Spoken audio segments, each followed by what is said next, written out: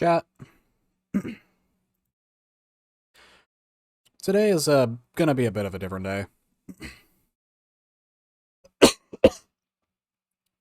Today's not gonna be a normal stream like I normally do. Because today I feel like I just can't find the game to play. Not for stream, and I apologize for that. But I feel that for today in specific, that we need to have a bit of a chat. We need to have a little bit of a sit down, you know, and discuss some things.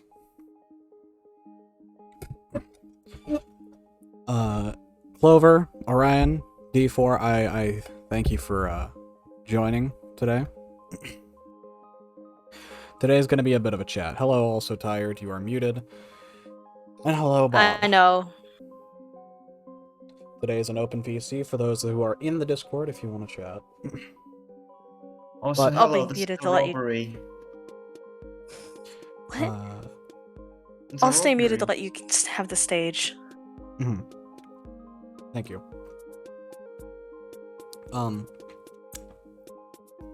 Today is a bit of an interesting day, because today is the day I officially get to announce that for a full year of my life, I have been streaming on Twitch. Woo! Yeah. And thus rolls around a day that I'm not too excited for, sadly. My birthday. Now, I have a very specific reason for that being such a negative thing. And I mentioned it on the Discord, right? Today I have notoriously bad luck. And I was actually afraid to stream today because of what happened last time I streamed on my birthday. And I know this probably won't go much better. But for context, the last time I streamed on my birthday, I tried to stream Nier Automata, and it went horrible. So horrible, I had to end the stream in 20 minutes, which I rarely ever do. I don't think I've done that once in the last few months. I had stepped on a staple on stream, looking for a controller that I never found until the day was over. And the internet kept going out after I ended stream, and while I was on stream. For the rest of the day as well. There are older examples of this, but I feel like this one is the most important because it happened live. And all of it can be found if you go through the old VODs and find the Nier Automata stream. I believe it was called Birthday Void Boy, something like that. And I don't know. Today is just...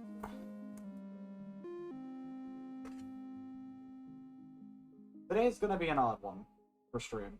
That's for sure. Because I didn't want to actually play a game. But I know that's not gonna go well. And I know I'm gonna be too worried to be funny or anything like that. And the nervousness got to me. I was dreading pressing that live button all day because I knew something was going to go wrong. And then the unthinkable happened. As the day progressed, right? I want everyone in chat to simultaneously guess and then immediately guess correctly what that thing was. Nothing bad happened? Exactly. Nothing On wood. bad. Which is surprising because in the last 4 years, something has always gone wrong. So I've got a sense of looming dread all day. Up until now, and probably I still will have a sense of looming dread till the end of the night. Is this your first birthday out? Huh? Is this your... Never mind. Oh, out being, Yeah. yeah, actually. Congratulations! Yeah. Yay. It's, my first birthday being, I guess, honest with myself here. Which is kind of odd to think for me, because once again, if you look back to those old streams, there were many signs of it way back then. One of the first goals I ever did was a redraw for my PNG avatar, right? Quote unquote gender bent, right?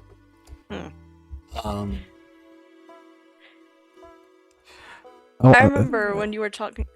you No, go no, ahead. no, it's fine, it's fine. It's perfectly fine. I was gonna say, when we were talking about r/place, you're like, you know, right next to the trans flag, there's a lot of fandoms that I'm in. Yeah, I remember you said that. yeah.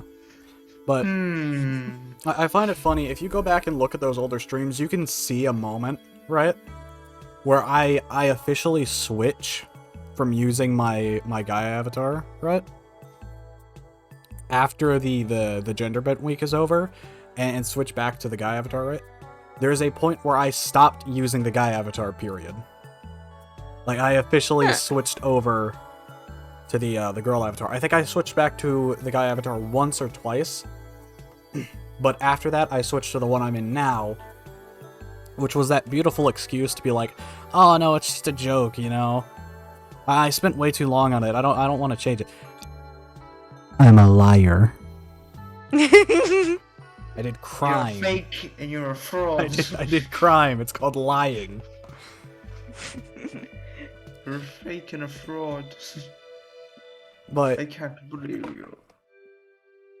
it's kind of interesting to reflect for me, right? Because while I can say fully that I've lived through a year of my life streaming, officially, a year of my own life, at the exact same time,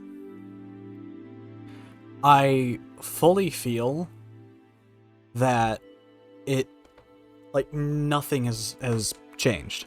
Like, time has passed. Quarantine fucking does that to you, dude. Like- No, it didn't. That's the thing. Huh? Quarantine was never the cause of my time displacement problems in my head. It has been a part of me for a lot longer than that. Because a little fact that I don't think I've talked enough about is that I've been quarantining almost my entire life. Same. Understand that feeling? No, I mean that quite literally. I haven't left the house in 5 years. Wait, serious? Serious. Like, I have been... serious, dude. I think I can count on... let's see here. 4 sets of hands the amount of times I have left the house in the past 5 years.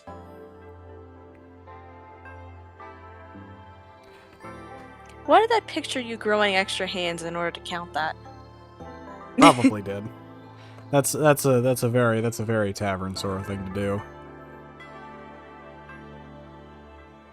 But I kind of just reflect on it, just like, damn, I don't have any more experiences to talk about, because I literally haven't. The most experience I have ever had, like, the only story I can really tell is of the time I recorded myself for a video that will probably never be seen of me making a banquet mega bowl of buffalo chicken style mac and cheese. That is the extent of my life experiences in the past few months that I can say I have officially made.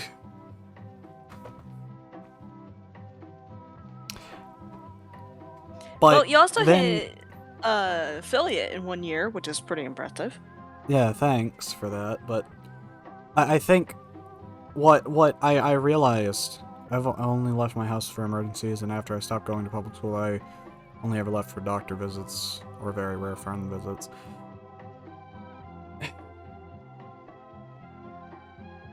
I think what kind of feels even weirder for me, right, is that odd fact that I haven't even been in school. I stopped, like, because I was homeschooled, right? Emphasis now at this point in as was. I'm 99% sure I stopped in the 4th grade, from what I remember. Huh. And it was on and off from there, and then off from there. So I have the mental maturity, like the mental knowledge of a, how would I put this? Someone Yeah, the trying math to skills. someone trying to jam a potato with a Pop-Tart inserted into the middle of it into a toaster. That is the amount of mental maturity in my brain at this point. Well, classical education does not equate. Can I please talk, tired? Does not equate mental maturity. Duh. I mean that in the sense of what I should know from school, right? That's fair. That's fair. But hey, at least you don't have to worry about what was it fucking called? The goddamn mitochondria is the powerhouse of the cell and all that bullshit. It's not you don't the have to deal with powerhouse. the fitness It's graph, not- hissy test, the multi-stage aerobic That's, capacity that's test. not powerhouse. Tired. It was it was at one point redetermined that it was not the mitochondria is not the powerhouse of the cell anymore. What? Go search it up. I've ruined your day now. Oh, sorry. I was in the middle of the fitness gram pacer test, and you come out of the left field and smack me with that. Yeah, I will. Thank you for shutting me down. I think it's especially interesting, right? That now, I want to say about 3 months ago, right? And up until 2 months ago, actually, that I have been absolutely terrified of playing specific games because I don't think I could make them fun. I have now realized that I have switched from that being the reason to I can't even attempt to make this fun because I can't attempt to play this game. Because my computer literally cannot let me play this game. Like, I would find it hilarious, right? To play, like, The Witcher 3. I know I could do something with that. I know I could do something with Subnautica. I know I could do something with Cyberpunk. I know I could do something with Death Stranding. But the problem with it is my PC just go... And I find that change, right, from being scared that I won't be able to do it to being scared my PC won't be able to do it very interesting, because I feel like that's actually a sign that my thoughts of myself have improved. Yeah, your confidence has improved. Your confidence in your PC has not, but that's I more mean, as realization. my confidence improves, maybe I'll, like, just grab a graphics card from, like, my dad's PC and just kind of no-clip it inside of there, and hopefully it works. Just Gmod physics noises as my hand just jitters violently towards the PC. But I think that's very interesting, because I don't think I've had a talk like this. Right? This kind of serious-ish toned talk with the Minecraft music disc music in the background, right? You say that, and I immediately thought of the first disc you found in the back rooms. God damn it, tired, Shush, please be shush, professional. Shush. Don't worry about it. That's not even not being... Okay, I actually do want to talk about that for a second. That's not even not professional. That's just funny. That's comedy. You're a Twitch... Funny. You're a Twitch streamer. Indulge those thoughts. I know, but I know... Indulge those thoughts. To hold them back only serves to repress those thoughts and call them unprofessional is only to dampen and hold yourself off from doing what you are doing right now. You will not improve if you do repress those thoughts. or try and call them unprofessional or something. They may be, but guess what? You're in an unprofessional profession. Before you say art, that's also unprofessional and you know it. Oh, trust me, I most certainly know it. I've had that thought grounded to my head by my family for, what, almost 20 years? Yeah. So just Sorry about that. So just let it out. There's no point I not know, but to. I need to know when to compose myself. I need to know... The thought of when to compose yourself is after stream outs. That's when. Also, hold on. No.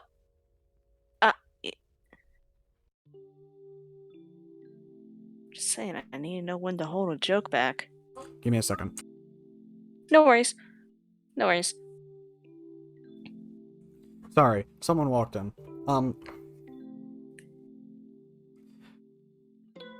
While yes, I feel like that is a natural thing that most people have. It's called a filter, right?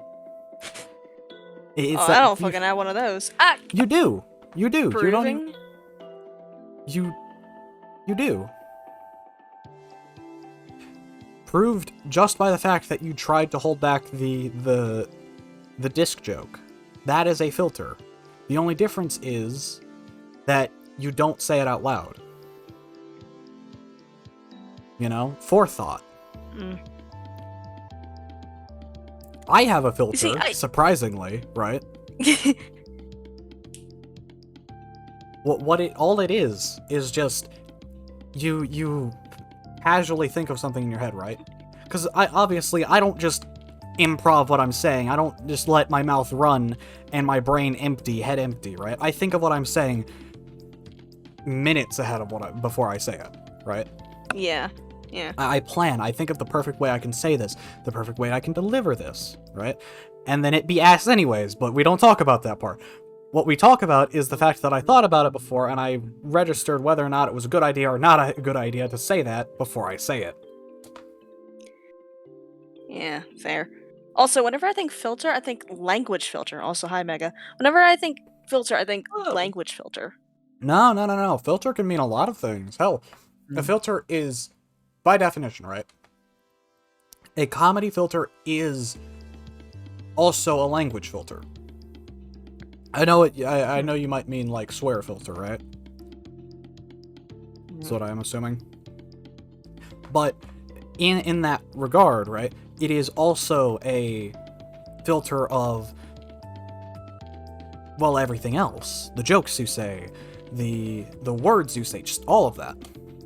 Mm-hmm. Everyone has that main filter, right? The things they do and don't say.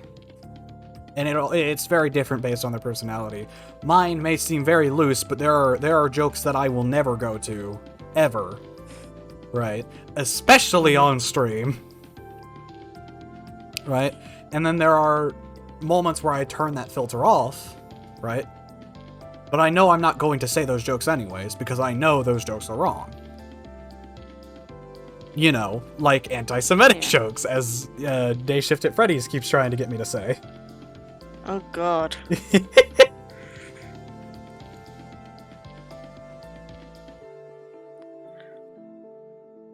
Yeah, like, language filter? I don't fucking have that. Case in point. It's a bit of a problem, but... No, not really.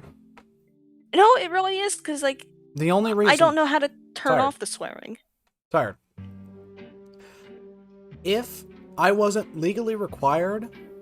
Or not legally required. If I wasn't literally required not to swear because of the people I live around, because I do not want my ass beat, I would not have a filter either. The only reason I have a filter is because it was probably beat into me at a young age. And every day that I'm in your stream and I say a naughty word, I break that filter more. Also, hello, the sun. Welcome to the stream. Here comes the sun. Wait. But still, what I'm trying to say is, maybe you... No, not even maybe. You should just let loose. It shouldn't matter whether or not you're a professional or unprofessional. Your filter does not matter. here. The less of a filter you have in this case, right, the probably better results you're going to get. At least for the profession you're currently in.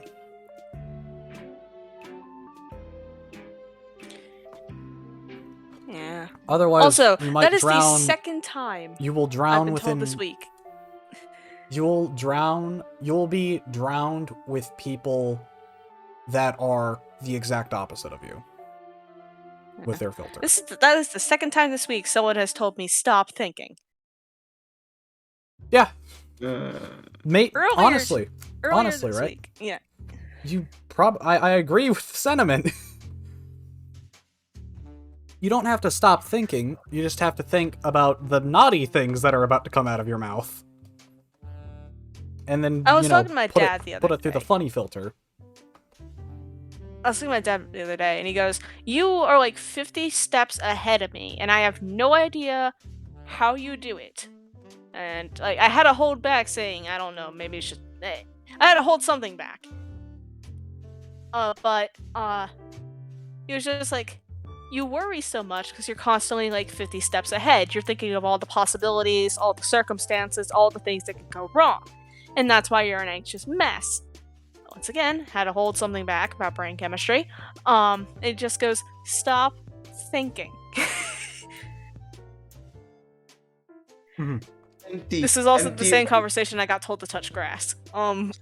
Nonetheless, I agree with that sentiment in a way, but the thing is, Mhm. right?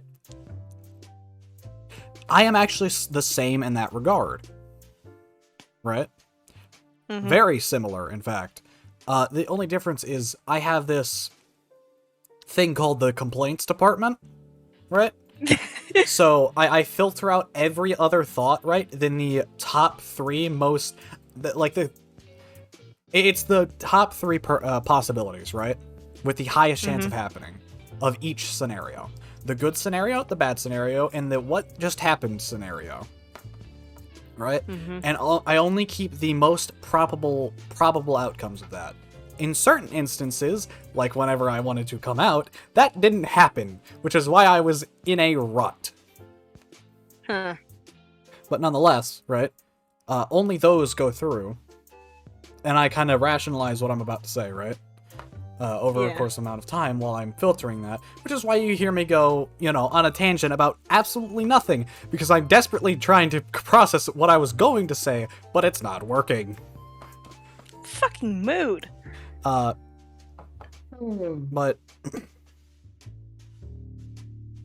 nonetheless, right? I think Mhm. it's very. I think it's very similar. I think me and you just deal with it in very different ways, right? Mhm. With you, I think that you very much do not filter out all the possibilities. With me, I most certainly filter them out, or just toss out all possibilities in general and just go ahead with it anyways. I think that was the advice that was given to me.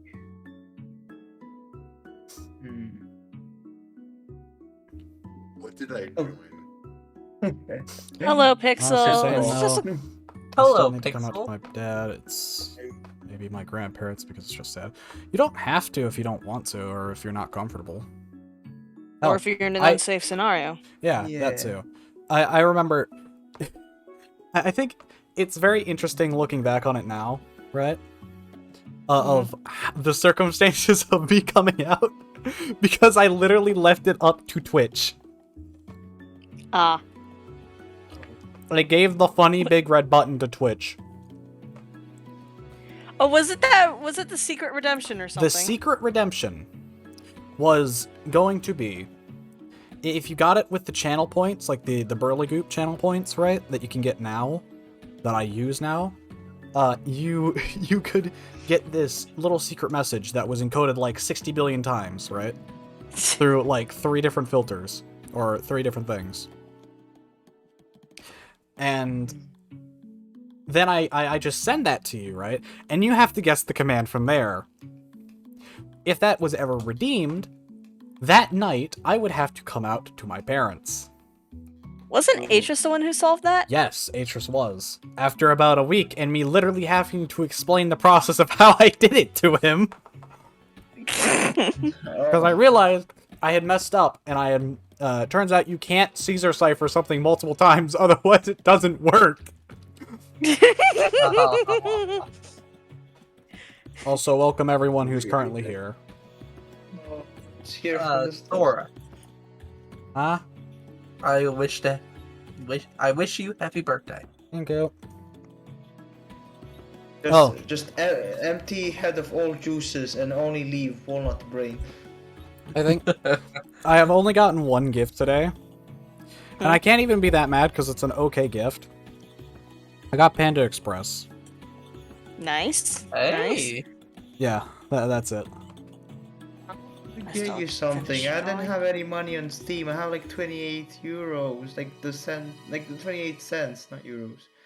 And I was thinking, oh boy, maybe I should draw something. And I just didn't know what to draw. I was like, oh, maybe I should make like a cake, like stock image, and then put Sora in the background. My mushroom funny walnut friend.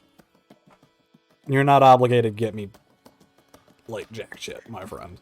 Still, man, it's your birthday. I have Also, to. everyone, today's a special day. I'm going to swear on stream, and only for this stream, because it's probably going to disappear later.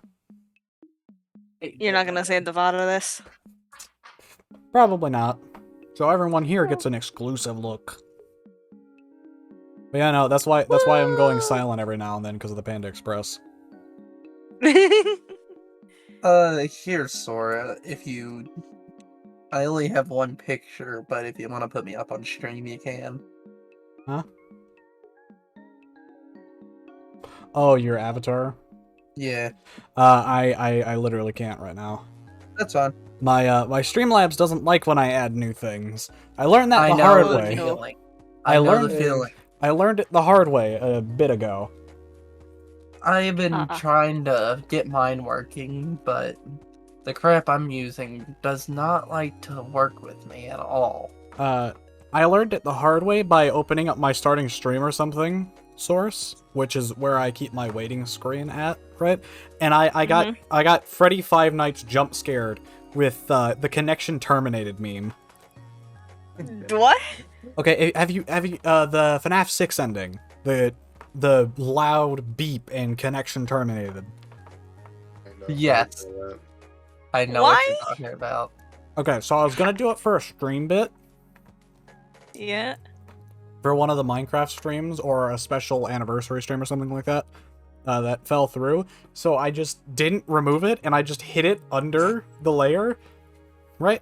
And then suddenly, you know, normally whenever you have one of the sources invisible, right, a browser source on Streamlabs invisible, it won't play it. But for some reason, that didn't work that day. So I opened up, starting stream, and I literally had a heart attack. So I heard, "Bah!"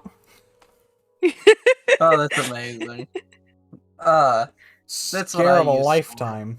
Because the worst part is, right, I couldn't adjust the volume, so it was 100% volume, blasted my ears into the ethereal realm. Ouch. Yeah, big ouch. Sounds like fun. I sent you what I used, by the way, for my character. Ah, yeah, no, I know that.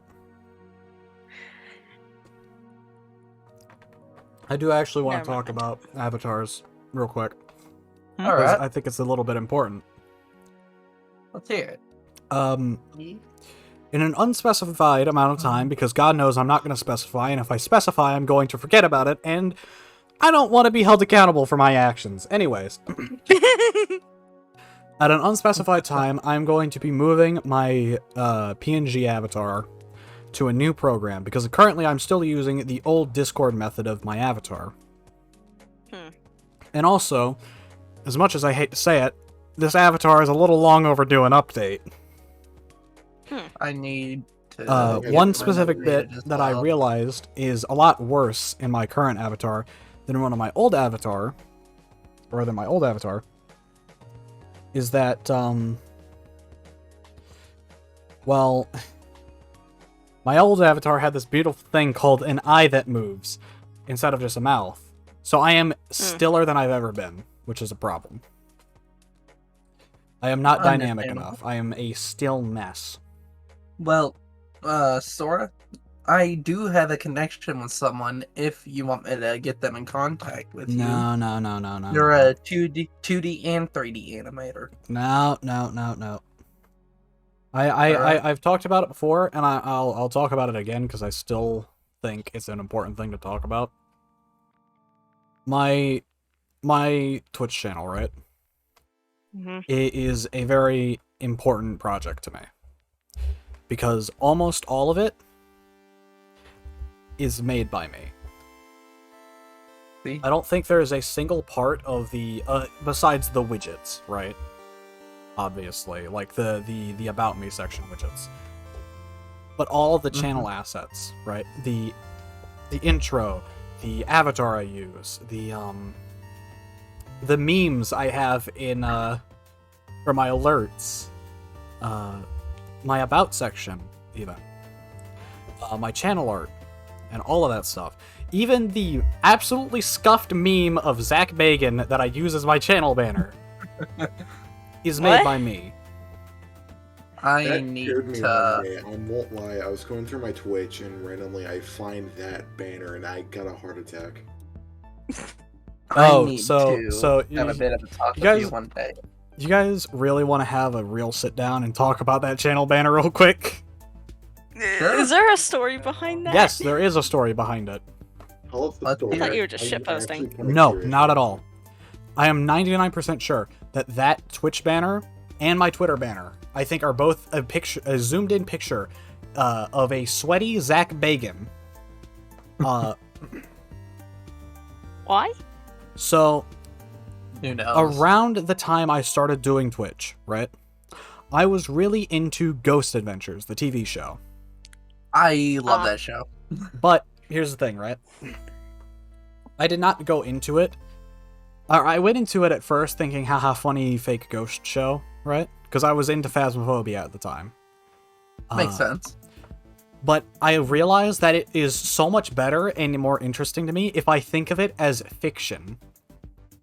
And this is a fiction show, right? That is taking itself seriously in that world. So in that world there is ghosts, right? And this is just like a slice of life Ghost Adventures show. Hell yes. I just realized that's what I was describing right there, and I'm really angry that I've never come to that conclusion. Anyways, I think it was around like the 6th season or something like that. I was watching this episode of them like in a hotel or a movie theater or something like that, and dude's just got this very unflattering light on him, right? Pointed directly at his face. He's wearing a white t-shirt, and I just like, I need a screenshot of this now. Do you still have it? Yes, I still have it. I did 3 things to that image. 1, I widened it massively. There are 3 separate images of this man's face on my PC. Share it. There is one that is very, like, square, right? And zoomed in. There is that same image, but it's long. I think it's horizontally long, right? And then there is a third one where I poorly used either Clip Studio Paint or Fire Alpaca to Photoshop Peter Griffin's face onto him. Don't ask why. I found a transparent image of Peter Griffin's face and I saw an opportunity I couldn't resist. Oh, why? Oh my I god. have But so why many not? questions. I did not even realize that. But why not? I'm sitting here with my television at 2, listening to someone telling me they put Peter Griffin's face on Zach Bagan's. What is my day? I think there's an entire saga at this point of my antics with Zach Bagan, right? Where I just added him with the picture of my banner, right? Repeatedly over the course of like a week. Just saying, hey Zach Bagan, how are you? Or different variations of my name is Zach Bagan, welcome to Garage Sale Adventures. Or something like that. This is my bargain. This is my Bagan garage sales. Oh my god. I honestly, I'm gonna try and find the images, the cursed ass images of his face that I have saved. I don't know if they're about anymore, but I'm assuming they're somewhere on this PC. So if me and you have to sit down and hang out one day.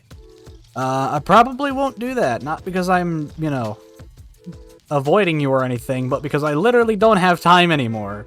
I have taken on one too many projects, and I keep saying, I'm gonna finish this and I don't. I understand. Maybe we should, if you get a chance to stream with me one day. Oh god, because I'm actually starting. Oh god, I found 2 of them now. I found 2 of them. I'm missing the 3rd, and I'm very angry about that. Angry. Oh, angry ain't even the word I'd use for this anymore. I'm livid. I'm limbid. Oh no, it's even God worse. damn it, that reminds me of the cheese stuck in the closet bit that happened earlier today. Clumsit. What happened? Clumsit. Very interest. Anyways. So I put it in Memetic and Amnestics, the 2 images I did. They're absolutely horrid. But I did this. Why? Why are you like this, Sora? It Why? would 'Cause I not be could. Sora if he didn't do this. If they didn't do this. Anyways. Listen, Give me a minute. Okay, you want to know why that image exists properly? I am upsetty. Okay, chat, I want everyone in chat right now to know for a fact, I have turned off ads. I no longer have ads on my channel, and I am getting procedurally more peeved that they are still around on my channel. I have turned them off. They happen with as well. Yeah, no, I might just re-enable them because there were less ads because of that. But anyways, the reason those images exist, right? Those images exist because 1, it was really late at night, and 2, I hadn't slept in 2 days. I found anything funny, and the moment I cracked my fingers, right, and made the bad choice to open Fire Alpaca that day was a problem. I want you to know my stream froze, so all I heard is, I turned off ass. Amazing. Fantastic. Just, Lovely. Amazing. Also, I'm gonna do a food review right now. Mm-hmm. So I have Panda Express noodles and I think orange chicken. Right? Mm-hmm. And I've eaten I've eaten 2 plates of this so far. Right? Because, birthday and all that, I get more than most. For today.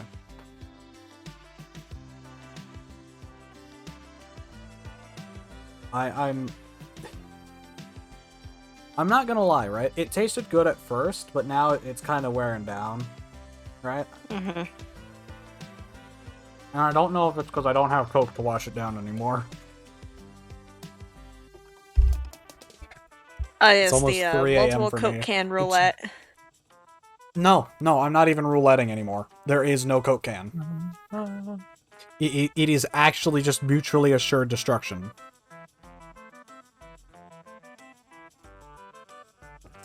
I have two Cokes, right, that I haven't drank yet, that I'm not sure if they're good, but I'm 99% sure that this is just going to be mutually assured destruction, and I'm going to take a sip of this and instantly regret it.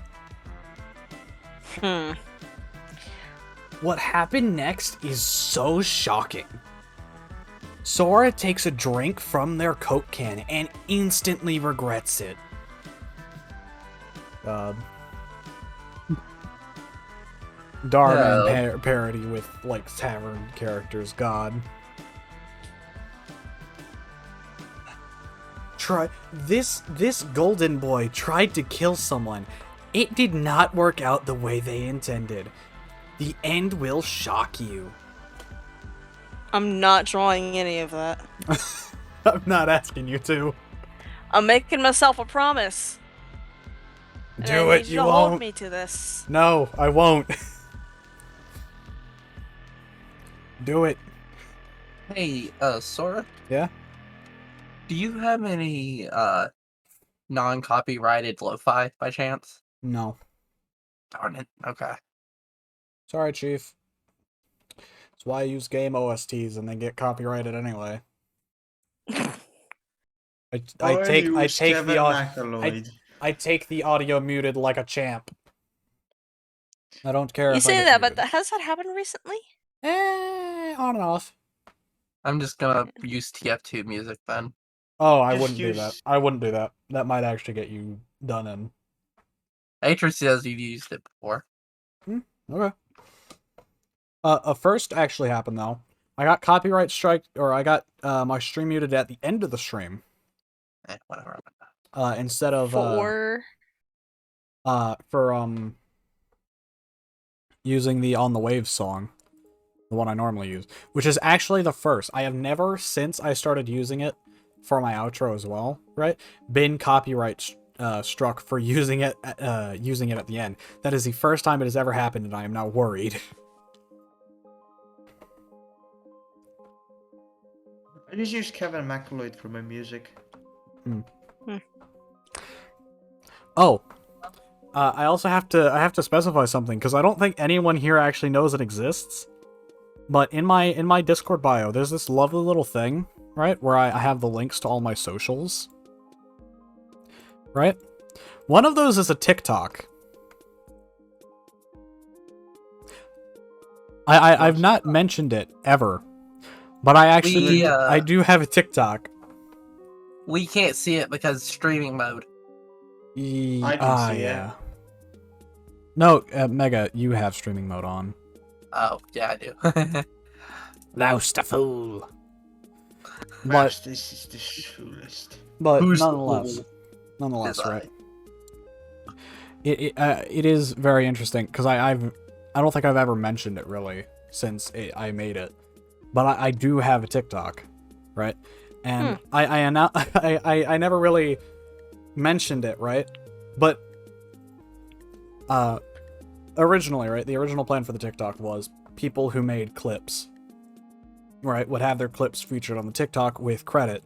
I realized very quickly that that is a bad idea. One, because I let it build up, and two, do you know how long it takes to find names for each and every clip? I'd have to click on each individual clip that has been made since I stopped taking the clips and turning them into TikToks, right? And find the person who made them and put them in. Meanwhile, keeping down the word count, which was hard to do to begin with. Any wild man-hunting gooses come around? Oops. You know, we have... Oops. Hold on. Well, Sora, thank you for having me. I gotta go get ready for stream. Okay. See you, Megafight. Megafight out. have fun. Peace. Anyways. If anyone is in the chat, right, who's interested, hasn't already, to check out the Discord, because after stream tonight, I'm actually going to be hosting a Gartic Phone, session.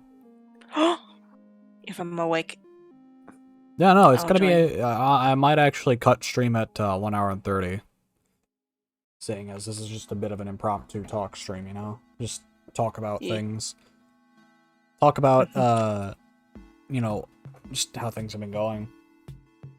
Yeah. I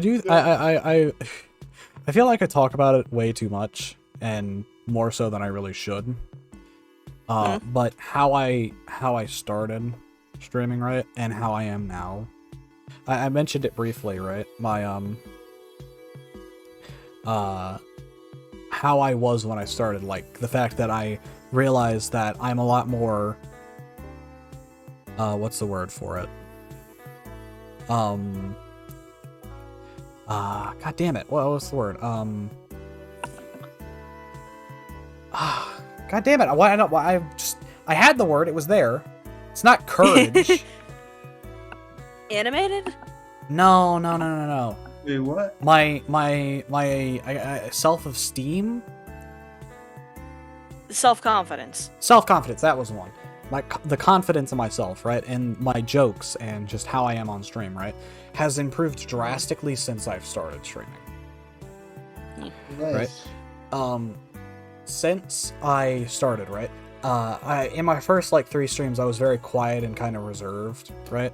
And I don't think my microphone really helped that too much because I sounded like ass. You know my voice mod, my crappy little walkie-talkie voice mod meme, right? Mm-hmm. I sounded like that, except way quieter.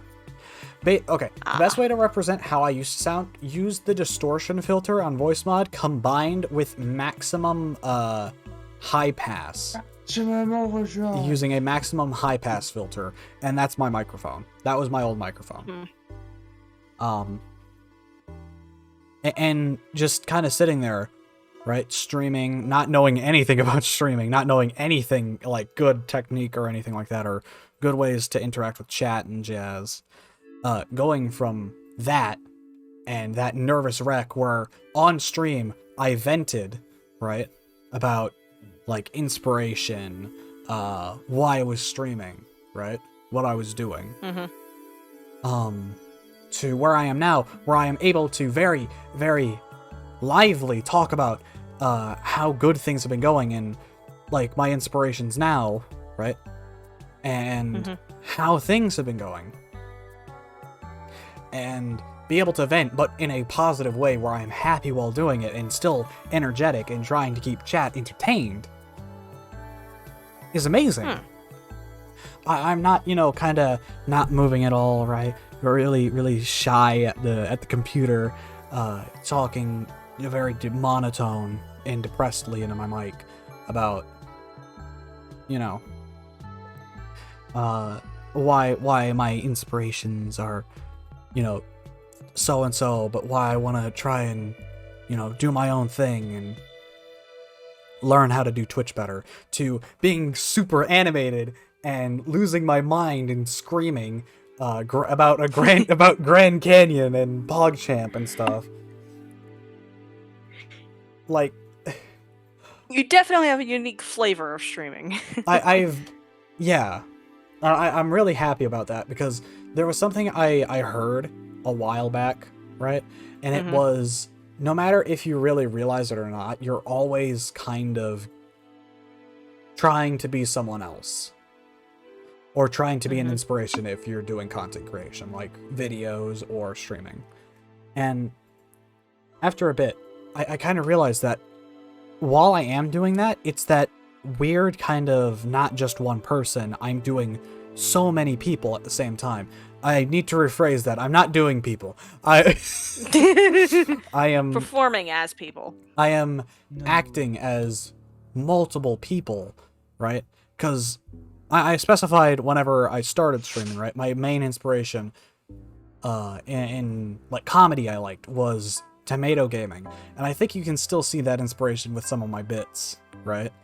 Don't know who that is, but okay.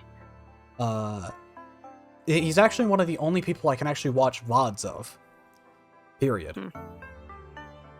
But as well as the fact of I think Jerma was another inspiration, but less so, right? A lot less. And then just a whole heap of different smaller YouTubers I liked, who I watched when I was a lot younger, and still now, right? And combining them into this weird conglomerate and becoming that, right? And acting as that. I think it's very interesting because I don't think there's really a line. Most people have like this line, I think, right? Of how they act on stream versus how they act in private. Whereas for me, there are 3 different ways I act. There's the way I act on stream, or sorry, it's the same 2 ways of acting, right? But the way I act on stream and out of stream in private, right, are kind of the same versus how I am just on my own. Right? So on stream and in private, I'm kind of just this playing it up for the meme kind of person, right? Yeah. To be more vapid and interesting. Whereas out of stream, just zip up mouth. Okay, I'm gonna die now. I think the purest form of me, without the vapid, you know, you're really playing it up for the bit stuff, is whenever I was doing the no swearing challenge on your stream, Tired, and generally whenever I join someone's stream mid-morning, right? Or whenever I just woke up. Also, welcome to the stream, Atris. How are you doing? I just woke up. Congratulations for waking up.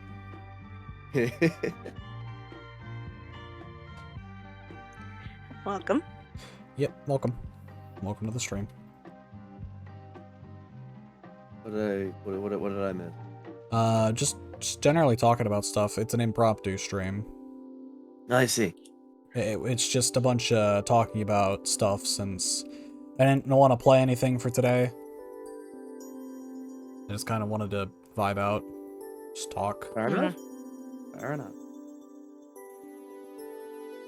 Okay. I think it is very interesting on that bit, because as much as I want to say I've kind of distanced myself from that, I think it's less so that I've distanced myself, it's more so that I've grown in my my own way, right? But I'm still drawing. Yeah. I'm still very closely tethered to it. It's just I'm growing with it, you know? Yeah. It's still there. The inspiration of those channels are still there. Also, Clover says, good morning, Atris.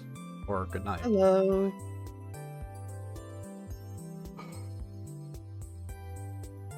I definitely... I think a good... Oh, no, you're fine, you're fine. I've been talking for a bit. I was gonna say, I think a good analogy for, like, how people develop as content creators is kind of like...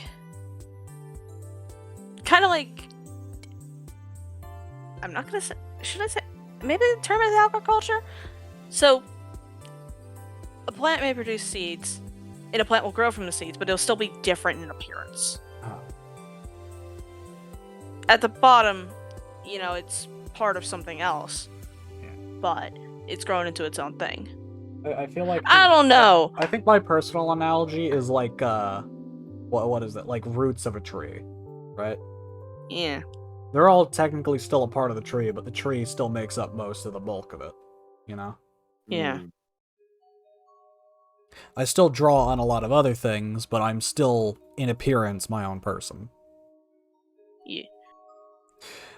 Anyways, it is just interesting, because I think I've mentioned it before. I don't think I've seen my first viewers since I started streaming. I've fostered 2 different communities in the span of my streaming. The community when I started streaming of like 3 or 4 people, and a completely separate community now that consists of friends and people I adequately know a lot, you know? Yeah.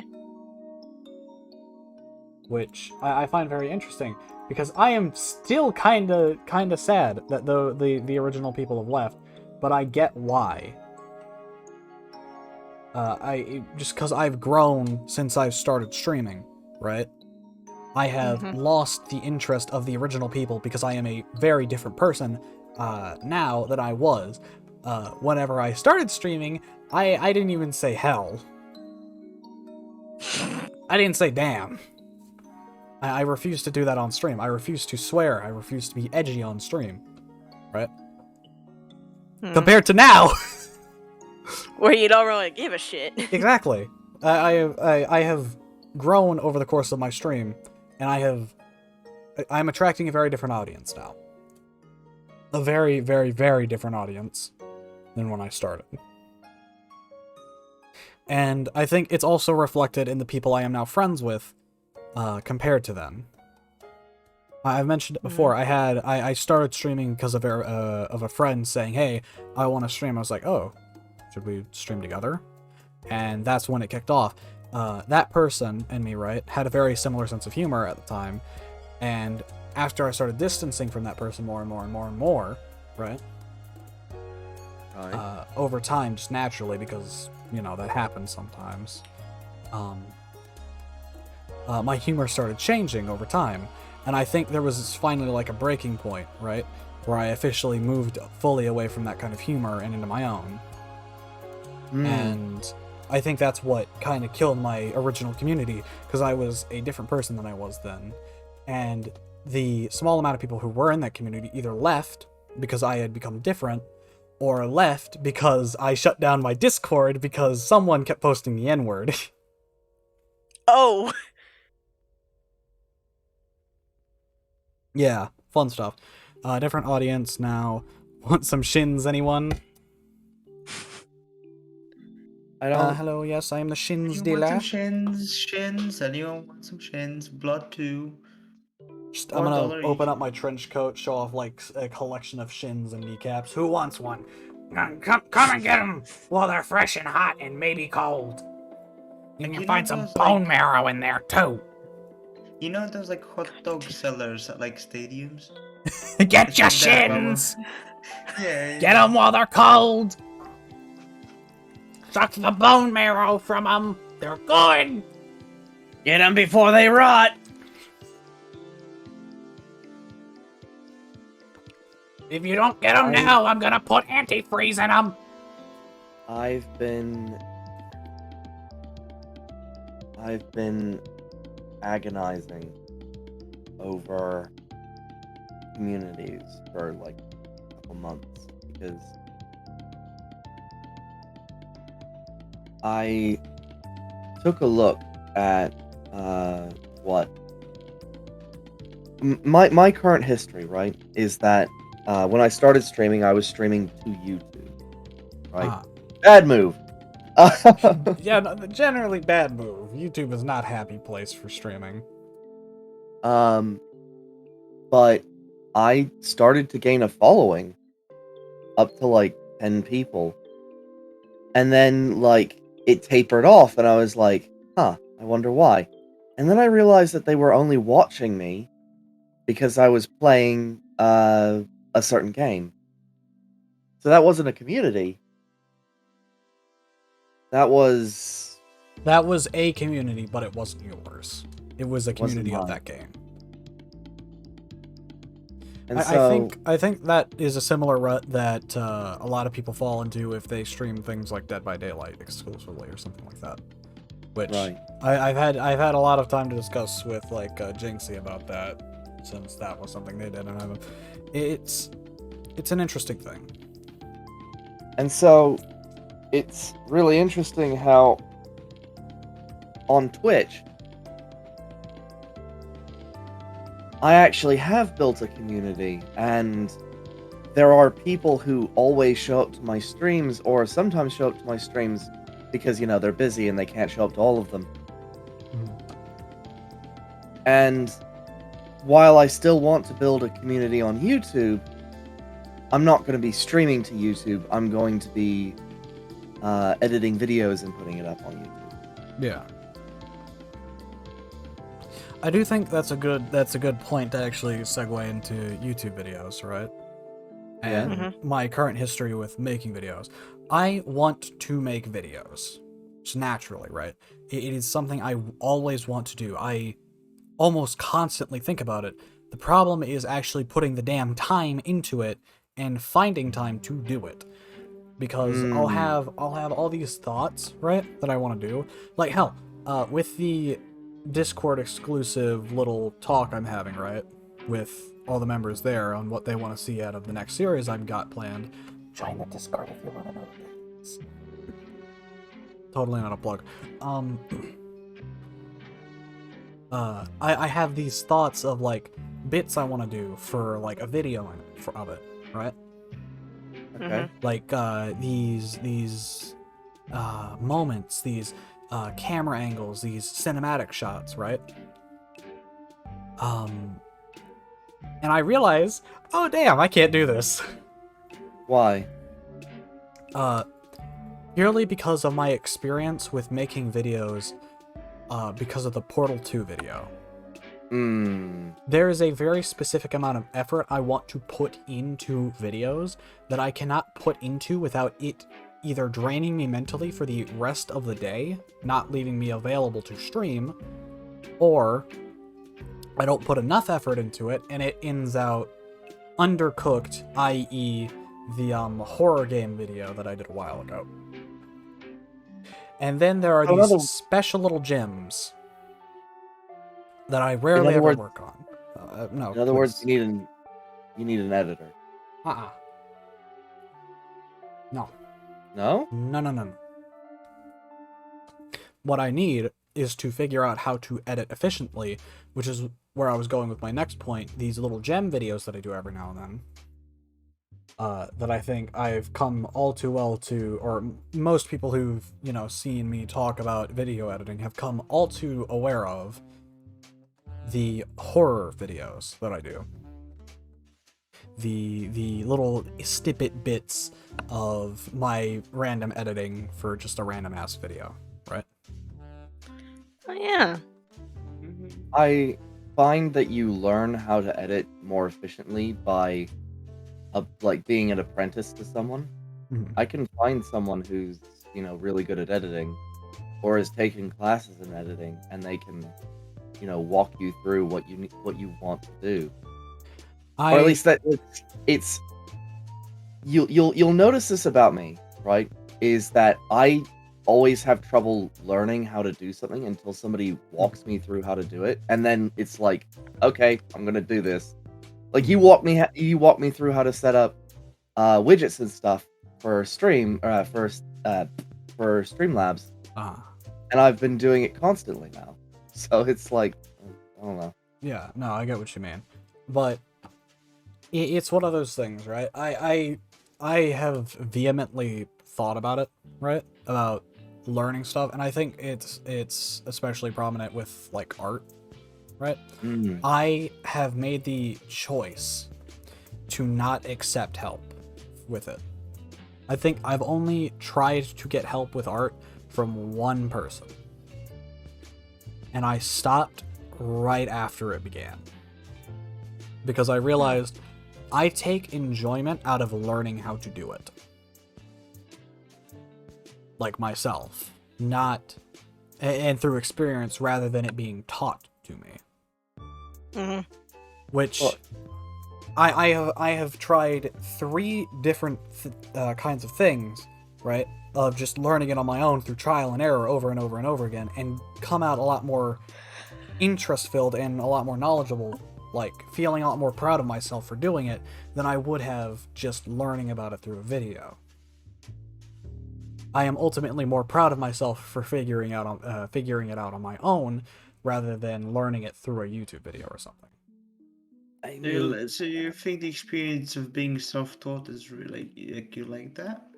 I have refused to do learn drawing from other people, other than directly trying to replicate drawings myself and teaching myself how to, right? I have done the exact same with coding, with like Roblox Studio, right? So Lua coding.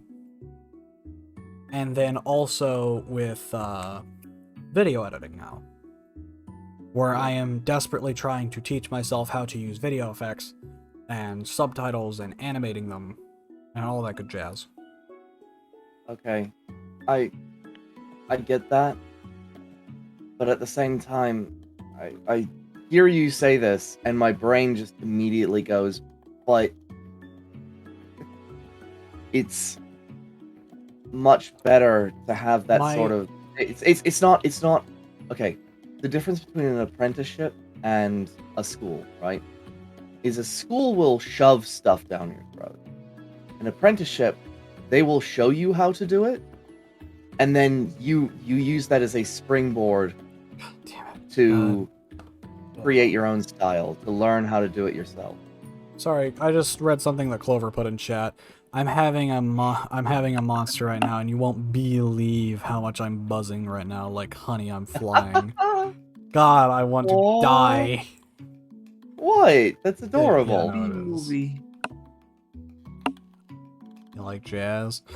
I think I should go back to the original point of what I was saying. I want to make videos. I derive enjoyment out of making them a lot, right? Okay. But I derive enjoyment out of them because of the fact I managed to do it on my own without any help. Okay. That I enjoy the process of figuring it out on my own, not being taught, period.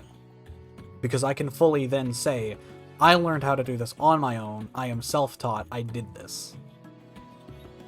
You know? Okay. Mm-hmm. Well.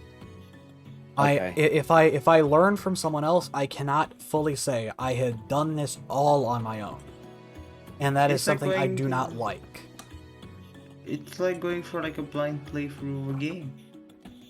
Yeah. You know, Okay. I feel infinitely better without looking up a walkthrough of a game than I do Okay. actually, you know.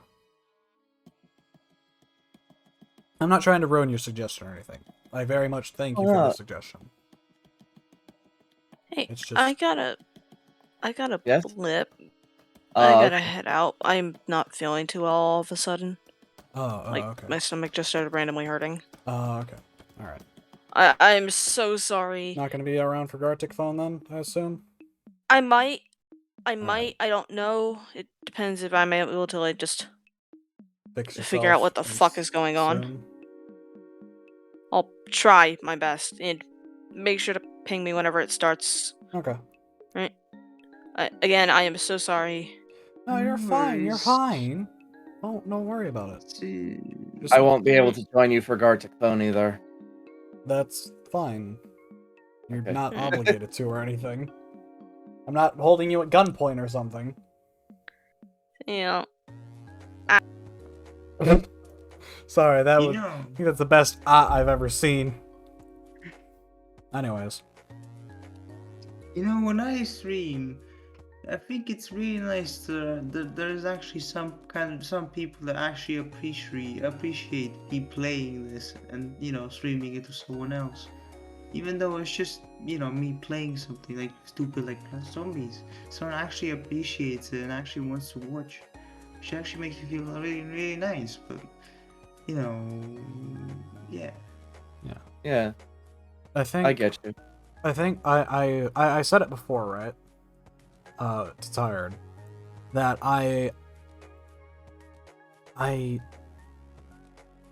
there's been a shift, right, in my confidence, in the last month or so, Okay. where I am no longer not playing games and streaming them because I don't think I can make them interesting, right, or be interesting in them. I am not playing them because I literally can't. Not for stream, at least. You will soon. I promise. I promise. Atris, I'm not ragging on you. I just wanted to say that because it is something I find very interesting, because I realized I don't want people. I've said it before a lot. I don't want people to come to my channel for the game I am playing, right? I want people, or I don't want people to only watch me for because of the game I am playing. I want people to watch me for me, right? Yeah. Mhm. And I started realizing after a certain point that I had gained an audience that if I was playing any game, people would watch. And that's what I mean by the last 2 months. That's slowly become more and more of a reality where I don't really care what game I can play.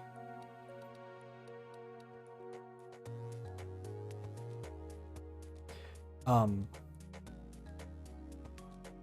not trying to stop myself from playing any games now. There are still games, I won't do because I'm not interested in them personally, right? But I'm not playing them because I don't think I could make them interesting. I think I at one point would have said that I don't want to do the long drive anymore because I can't make that interesting. I would totally do the long drive now. I probably will, do that tomorrow or something. Also, Clover, thank you. I appreciate every second you're here. Genuinely. Aw. It is absolutely amazing because even if there is only one person in chat talking, right? That is all that matters to me, is that someone is here and having a good time and is having a good enough time to interact with me in chat, you know? Yeah. And help me, you know, try and express myself more and not instantly shut up and just kind of focus on the game. For me to have like an actually entertaining stream is like I need to have at least one person actually talking in chat. Yeah. And I think I personally, right, I feel like I am kind of progressing to a point, right, that I think very soon I'll be able to even stream if no one's talking. Which is something I want to strive to, because I was thinking for a while, right, that because I had someone in chat with me or in call with me so frequently that I couldn't do streams on my own anymore because I just couldn't create conversation or anything and make it interesting. And then it clicked in my brain, no, shut up, bitch, wrong, cringe, invalid thought process. I hadn't gotten worse. I was about the exact same as I was whenever I started having people consistently in call. I am the same amount of incapable of chatting on my own that I was before I had people in call. I have not advanced particularly too much, but I've also not, you know, lost any ability to, you know? Yeah. I'm the exact same as whenever I started. Yeah. But going back to the games thought, right? And the literally unable to. I have wanted to stream something like Space Station 13, right? There's a wee bit of an issue with doing that, and it's I don't want to get banned from the servers I'm on. Wait, why would you get banned? Because I do this wonderful thing called not reading the rules. Right? I use common sense, and I'm not sure, you know, certain things. Let me tell you all, talking alone in text is something anxiety-inducing, but I'm not really talking to myself, so I just think I'm talking to you all, but more delayed, and I'm text form. Yeah. No, I get you. I think it's also something, like talking to people on call, right? This is gonna go from personal experience here, right? I cannot co-stream, right? I cannot co-stream if I'm not one of the people playing the game, just period. I've realized that about myself. I do not have the attention span, right? I've made a note of this multiple times. I cannot watch someone stream. I can't even watch people's VODs most of the time. There is one exception to that rule, really, and that is Tomato Gaming and Lily Pichu, and like Michael Reeves, right? Those are the only 3 people on this planet that I can consistently watch the VODs of. And even then, I don't think I've watched a VOD of a stream in months. Right? And I find that hilarious. A streamer who literally cannot watch VODs or does not have the attention span to watch their own VODs, other people's VODs, or other people's streams. Talk. Yeah. I talk alone in text, but I cannot talk by myself. To entertain myself and others. It's a painful thing, but one I must get used to it. You don't really get used to it, you improve on it, you know? It's about filling white space. Yeah. And yeah. It's that beautiful be... thing, right? If you want to think about it like this, right? By you talking, you are becoming the white noise for yourself. If you're not directly thinking all the time about what you're saying, right? You become your own white noise for both yourself, like what you're hearing, right? And also chat. It's a weird thing, but it actually helps me sometimes. Is just use my voice and the way it kind of reverberates in my ears, right? As white noise. Which gives me the thought to keep talking, because it feels nice. At points when the thing is, like, sometimes you get into, like, this rut of talking, and then suddenly, your mindset changes, and you're not talking as much anymore, and it's a very weird thing to think about. No, it's not weird at all. I get what you mean. I've encountered that quite a few times, especially when I started streaming. But I think the thing that kind of cracked me open and stopped me from doing that a ton was the fact I was with people a lot more, and ultimately I got into a more positive mindset, and I finally cracked open the one thing I had refused to open in years because of how anxious it made me. Which was? I am naturally a talker. God knows I could ramble for years and years. Just ask literally any family member of what I was like whenever I was like 5 to 10, and they will immediately tell you I would not shut up. Okay. Every 5 seconds I would be talking about something else. Just constantly, one word after the other. Didn't even have to connect. It would just be over and over again. Also, the sun says hi, Atris. Hello. Wait, the sun? Yeah, Sun 47. My brain is just like... I'm the same sort. I do a lot of things, listen to stream, that's why I go silent for so long, or I'm asleep. At the point, I can never keep myself still or focus, so yeah. Put the exact opposite. But, like, it's one of those things. After, like, I turned 10, and after that point, I just started shutting up. I basically locked that part of my mind because I thought it was... And the people around me didn't help. Basically, I started realizing I was annoying people, and that people were getting annoyed by just how much I would ramble, right? And speak. That I basically shut myself up permanently. The part of my brain that would ramble, I basically locked behind a massive, like, padlock and, like, 85 billion chains. And it, like, every day I stream, right, and I talk like I am right now, I'm breaking that chain open more and more and more and more, and allowing myself to talk more vibrantly and more rambly like I used to, and it's amazing. It's a very freeing experience that I love. And then I get off of stream, and it's instantly shut again, sadly. Yeah, I get that. Oh. I might go to sleep. Alright, but... Oh, okay. It's just like free.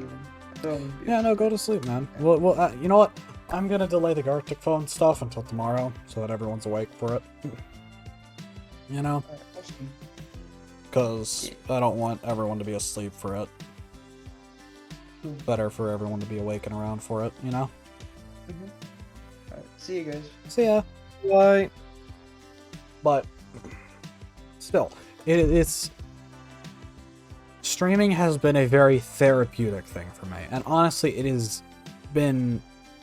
I've heard a lot of horror stories about streaming, right? About how it consumes your life and how much it can burn you out of wanting to do stuff like it. The more I stream, the more invigorated I am to stream. The more I am happy because of it. I directly enjoy and improve my mental state by streaming more. Because I've only experienced positive things from the more I talked. And the more I did on stream. As a kid, I wasn't really silent because I didn't want. Because I couldn't talk. I had to learn sign language. With years of speech therapy, I think my parents regret helping me talk because I don't shut up.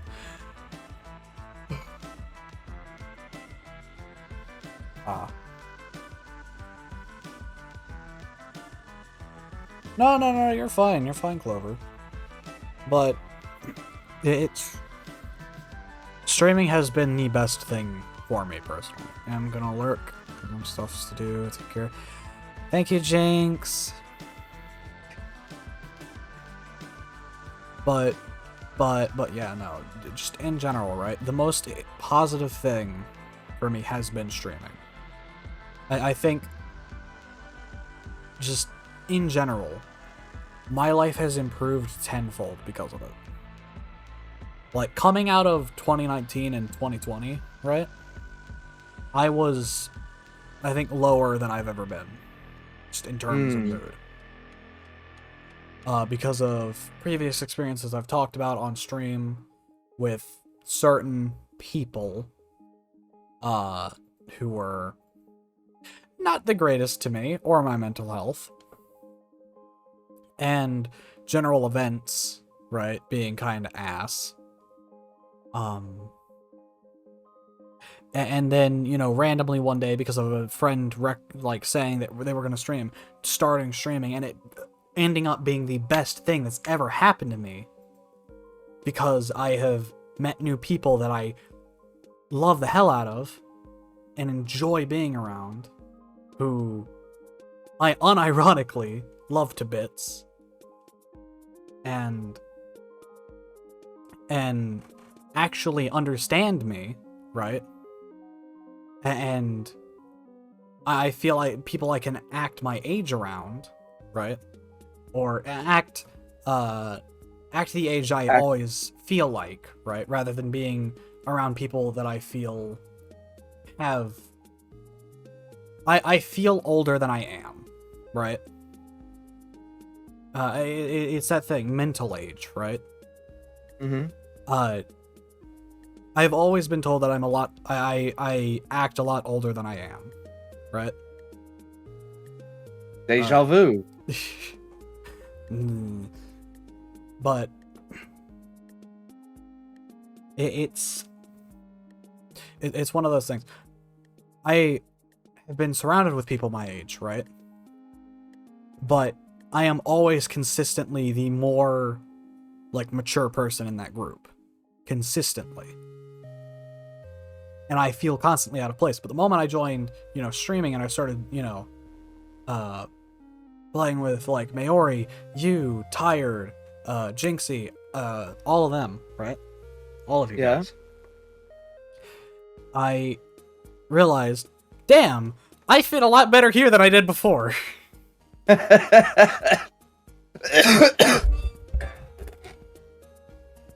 And it was that weird realization that's just like, I feel like I've made the wrong friends. Not saying I regret being friends with those persons, not at all, right?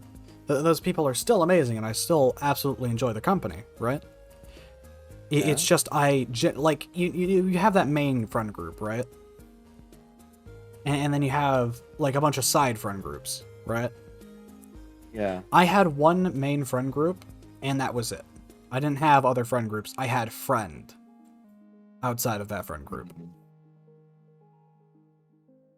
And that main friend group was not exactly a group I particularly fit into well. And I think the only person there who did, you know, fit with me, right? And actually did, you know, what's the word? Compatibility, right? Between maturity levels, right? Kind of just phased out of existence. And we haven't heard from him in months. Oh dear. Not saying he's, you know, gone off or something. It's just, he's not around. I think he's kind of moved on with his life. You know? That's always sad, but also... It's sad, but I'm glad, you know? Yeah. I'm hoping they're doing well. I always try and check in with them, even if I don't get a response, you know? Yeah. It's good to know they're still around and doing stuff. You know, even if it's not with me. Just the fact that they're still kicking around somewhere. Yeah. Giving other people the same experience that I had with them. Just positive vibes. But it's genuinely interesting because I once I started moving away from that friend group, I started, you know, cracking again, right? And reverting back to how I should have been generally and how I normally acted instead of the kind of persona I built around that friend group, right? Right. To fit more in with it. And that's what you see now. The almost hopefully, fully cracked personality, you know, that's very different than if you would have heard me speak or say anything like 2 years ago. Right.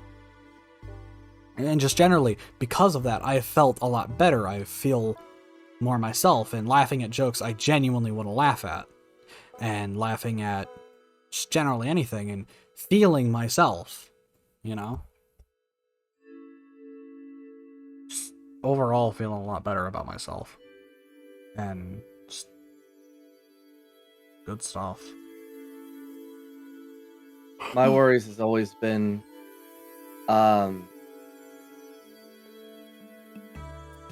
I don't know who or what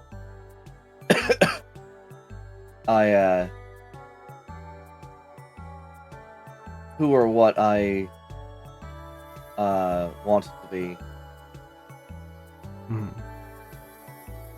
or who I technically am, but I like who I am right now, so it's Yeah. No, I got what you mean.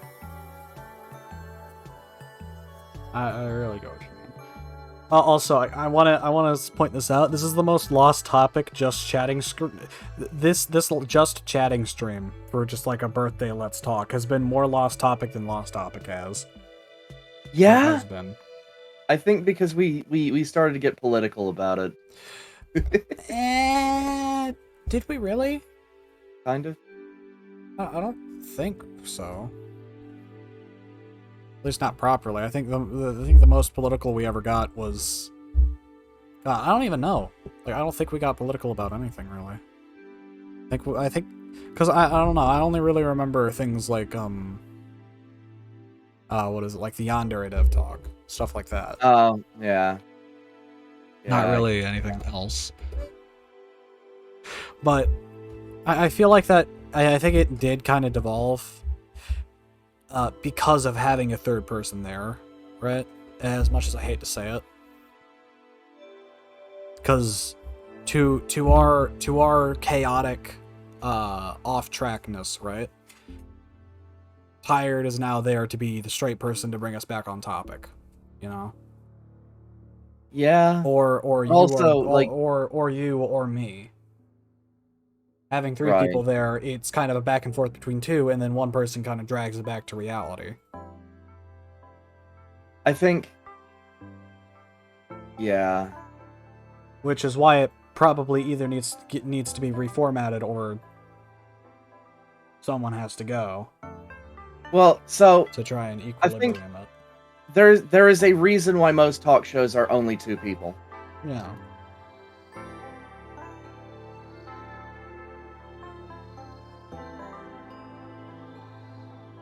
And it's nothing against Tired. It's just No, not at all. Not at all.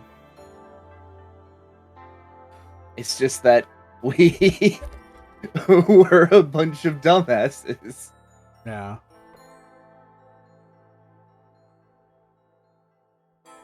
Two dumbasses plus a straight person, right? To equilibrium everything kind of defeats the purpose of it, you know? Instead of just two dumbasses who don't care about where the conversation is going. Yeah. Cause I think it was exemplified, right? In the one stream where they couldn't make it, right?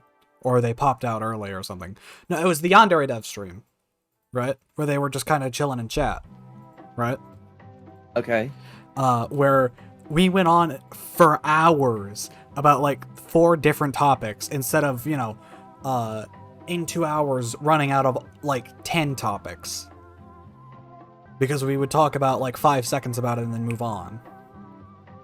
I think that's less about I don't know. Because with me and you, right, we ramble on about that topic for hours, right? Or Okay. can ramble on about it for hours.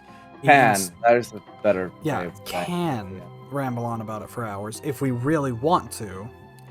And even spiral off into completely separate topics, right? That were not planned, period. Whereas, you know, the more people we have, the more on track we become and the more we need to plan it, you know? Well, not necessarily. It's just that tired. You keep saying that you cracked out of your shell and you started to be more honest with yourself. I think tired is a little bit too closeted. Like No, they don't have an opinion on certain things, or they literally talking about this morning or the start of the stream. So yeah. Oh, you were? Yeah. No, I was talking to them about like their humor and stuff. Went back to the discussion about when their dad told them to touch grass. But yeah, no, I get what you mean. It's very interesting how that happens. Like Lost Topic could have gone a very different direction than where it's currently at. You know? And oh damn. Huh? Nothing, I was just big yawn. It's in a rut. Right. And there are 3 options that we have to go forward with it, right? There's not doing anything about it and continuing on how we have been, right? Okay. There's trying to recover it and return it to how it was in, like, the first 3, right? Going back to just you and me. And then there's that secret little third option that we had planned, right? That we could still do. Speaking of which, if you look in the topics, you can see what they were. Oh, hang on. But it's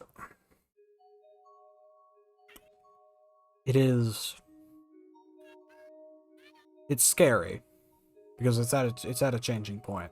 There is a 4th option, and it's just ending it. You know? Ending it and starting something else at another point. Which I don't particularly like the idea of, but eh. Hang on, just like 15 different things happened on my end just suddenly. I just got a very positive message that I'm very happy about. Oh? Yeah. Very positive. Oh, I should also preface something today on the stream. Yeah? If a certain amount of like art of my character, right, appears in art channel, right? If you remember, Atris, you remember the little meme, the fading memes thing I have on my overlay? Yeah? That I have turned off most of the time, right? But it has a couple of beautiful images. I'll actually put something up like that for art. Oh shoot! Okay. With credit, of course. With credit, of course. God knows I would never take away credit from someone. God knows. But that would be it. Because, like, seriously, the art I find in that channel and just of my character in general, right? Like, even off of the containment site, right? Is genuinely amazing. Like, all of it is absolutely wonderful. Like, hell, even the like, dumb memes, right? I don't even care if it's just a dumb, like, shitpost, right? Like, what is it? The Grand Canyon meme that Dragon Trainer made. Right? It's still good. It's still absolutely fantastic, and I would totally put that on stream. It doesn't have to have like it doesn't have to strictly be fan art, right? It can be just even a meme. It can be a shitpost. I don't care. If it's good, I'm putting it on stream. You know? Yeah. Also with permission, of course.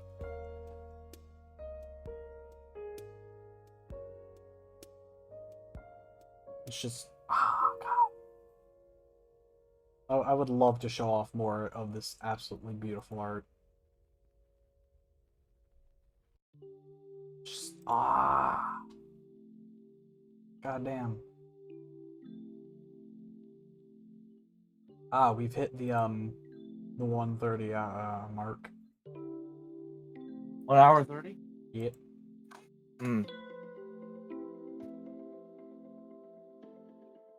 I say a lot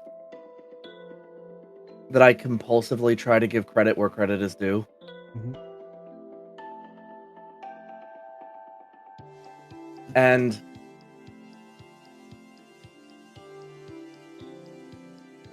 I don't know. We didn't have legs. There was an instance where do you mind if I talk about I'd love some drugs, please. Do you mind if I talk about a different creator real quick? Sure. Just real quick. I don't care. I've talked about tons of creators. I've talked about Poet and Spike Viper. I don't care. So Markiplier recently released In Space with Markiplier. Which is a really fun project. I'm glad that they got to do it. And one of the endings well, okay. Hey, wait a minute. Don't spoil I'm that. not gonna spoil it. I'm not gonna spoil it. Okay. But there was an instant where you know, the fallacy of being a leader comes into play, because it's always the leader who gets the recognition and not the person who actually does the work. Jeff Bezos is credited with being the you know, the driving force behind Amazon, you know, the richest man, you know, blah blah blah blah blah. But what about all of his employees? I don't think I've ever heard him, you know, thank his employees. Like, actually. Yeah, I know what you mean.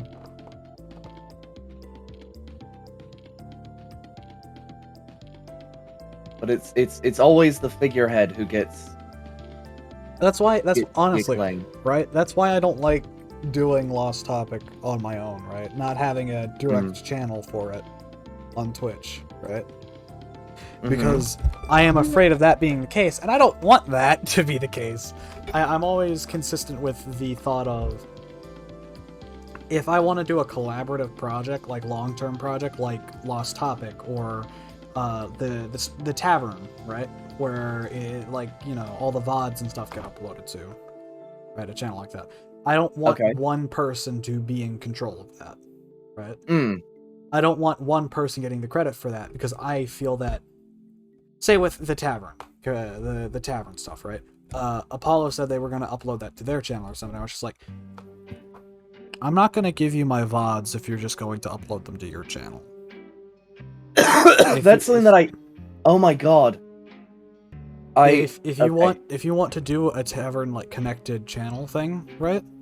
Or post VODs of other people's streams for people to find of the Tavern, put them on a connected community channel titled The Tavern. Do not credit only yourself as the person who owns the damn channel, so that people don't get the wrong impressions. Right? Like, so that people aren't having the credit of their VODs stolen, even if it's on accident. Both Dan and Boomy.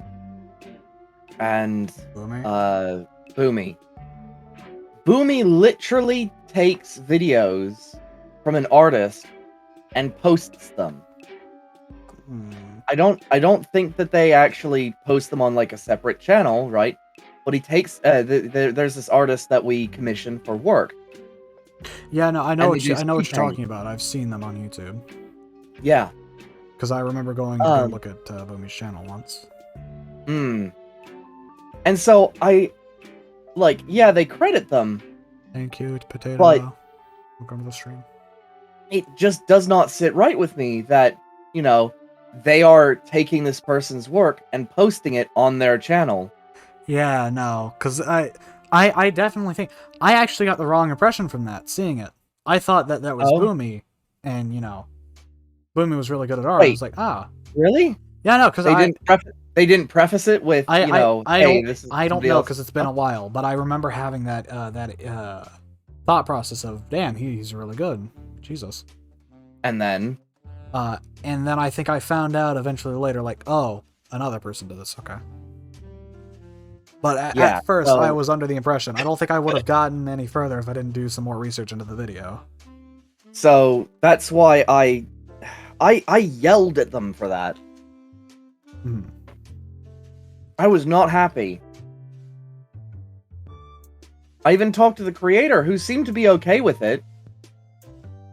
Because they didn't want to, make their own channel, but it's just, Still preface the actual video with, like, not made by me. Like, a friend. yeah! Just like, Something obvious, so that people don't get the wrong impression. yeah. Which was one of the main things. I remember, like, going back to it, I prefaced to Apollo, I am not handing over my VODs, period. Unless it's a community channel that everyone has access to or something. Or at least trusted members have access to, right? Because at the time, and still currently, I am very apprehensive with my videos. I am apprehensive of giving people my stuff. Yeah. I don't care if people take my clips or anything, right? But if someone gets a hold of my full VOD and posts it, that's where I draw a line, Hmm. That's where my this is okay meter goes, no, it's not anymore. Which is why I'm still under the thought process of I'm not going to hand over my VODs of Tavern, even though I do have them saved. They are sitting around, right? Yeah. If Tavern Community Channel happens, and multiple people have access to it, it's not under one person, right? And it's not one person getting the credit. I'm cool with that. That's cool. I'll fork over the VODs for mine, right? But if that doesn't happen, then no, I'm not. So, I don't know.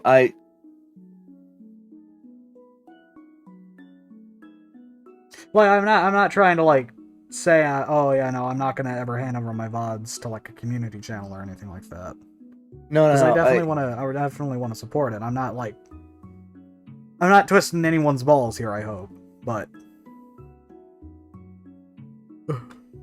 you get what I mean. Well, yeah, it's people taking other people's work so that they don't have to work. I'm very apprehensive over the effort I've put into making certain streams special, right? Especially Tavern streams, because Tavern streams are a very special occasion for my channel now, because I don't do much Tavern anymore on my streams. Which I want to change, but we'll talk about that at a later date. But, Tavern is a special thing to me, right? And the VODs for those are also special things, because some of my best, like, acting period, right, is in Tavern.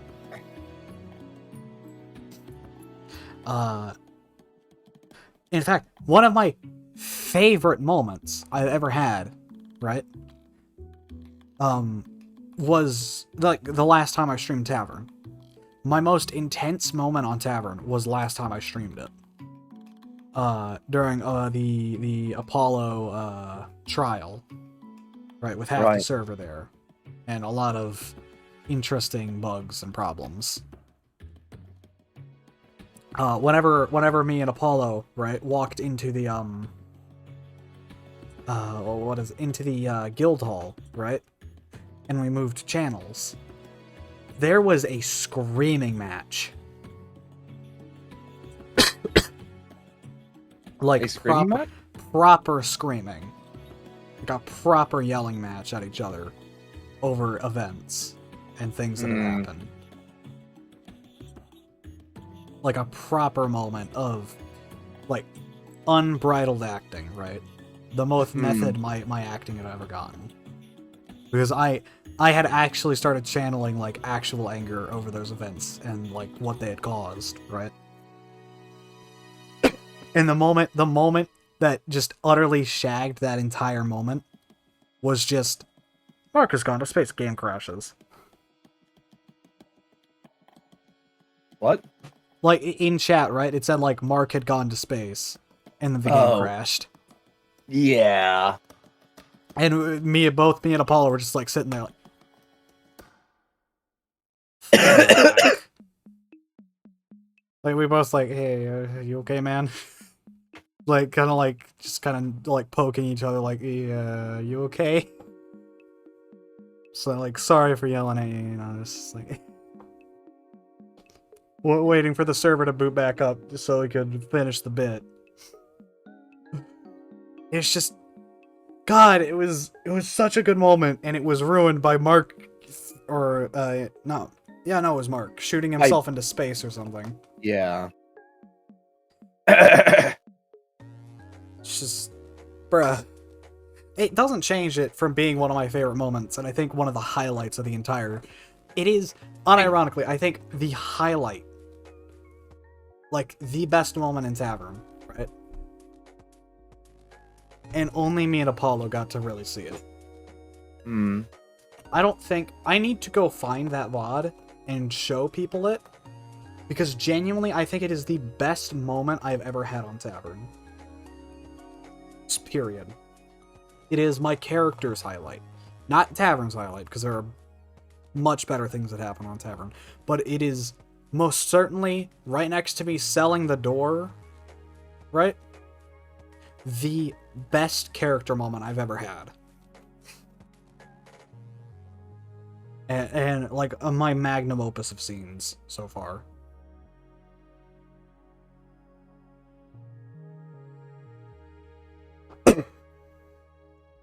But yeah. It's just, God. I miss... I think whenever I stopped streaming myself, right? I kind of signed myself over to stop having these cool moments, you know? Those magnum opus moments like that.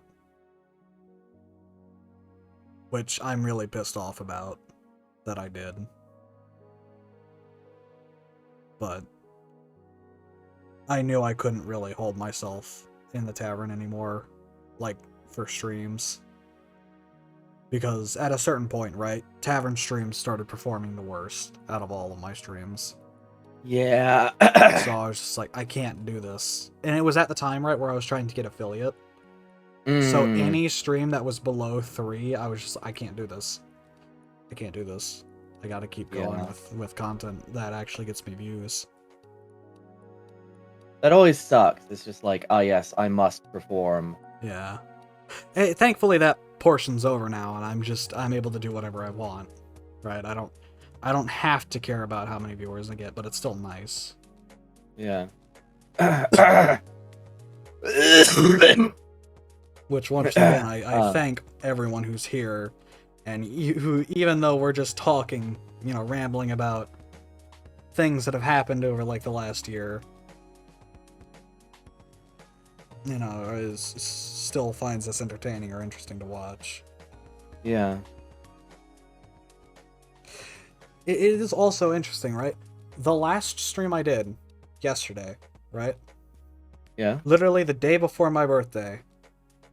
The best stream I've ever done. Literally. With the highest average viewer rate I have ever gotten. Period. A year after I started streaming, starting with 1 average viewer for my first stream, to 11 a year later. It's huge growth. Yeah, a year of my life later, 11 average viewers. Just I'm very proud of you. talk queen, we're here for it. I'm glad people enjoy my maddening ramblings. It's another bit of that, right? Like, another bit on that talking, like, forever and ever and ever bit. Is that what you're hearing, right? At this point is just what I have to deal with in my head all day, every single day. Right? This right here, where I'm constantly talking, like, no matter what, like, 2 hours straight of just non-stop talking, right, is what my brain has every single second of every single day, except layered twice. Because I have so many thoughts in my head that I'm just unable to keep up with, that there's barely one line of thought I can continue for too long before it turns into something completely else. You should write them all down. It's just, you've seen them all written down once. Have I? Yeah, remember that book of lore-friendly things that I dropped that was a non-cohesive, like, rambling of just, like, Chick-fil-A, right? The book I wrote every word I thought of when I thought of it. I don't recall that one. On Tavern, that was a book of... It was a book of mental breakdown. I see. It was, at the start, joking and, like, just random memes I thought of, and eventually devolved into my inner thoughts. It was always pure, unbridled Sora thoughts, and that's what's terrifying, because it went from Chick-fil-A memes and, like, how much I hated Mark Zuckerberg and the dumb way as I spelt his name, to my internal voice yelling at myself. And it just kind of flipped back and forth from those two. I think there was a point of the book, right, where I would switch back to previous pages to add bits of the voice, voice yelling at myself bit, to represent more of how it actually is in my brain, to have one line. My brain is perpetually the CPR Reese's Puff meme. The misery CPR Reese's Puff meme. It is one of them having a serious mental breakdown, the other one shitposting, and then the other one just a constant stream of the same words over and over and over again. Grand Canyon, Grand Canyon, Exactly. Grand Canyon. It sort of speaks facts. Whenever pure, unbridled, like, unfiltered Sora thoughts gets put into words or into book, you will know when it is that. Because it will make 0 sense, and also be the most depressing and worrying thing you will ever read. Or probably will read that has come from me. I remember showing it to Tired, you, and one other person, but I can't remember the name. Hold on. Hello, something random beta. Welcome to the stream. We're just talking. Grand Canyon. Also, I might do day shift at Freddy's tomorrow. Maybe. But that's only because I still need to wait some more time for more mods to be recommended for that special little secret thing that's happening on the Discord that you can participate in the adding to. Whose birthday is it? Raise his hand. It's Sora's! Yeah, hold on. Sora is today years old.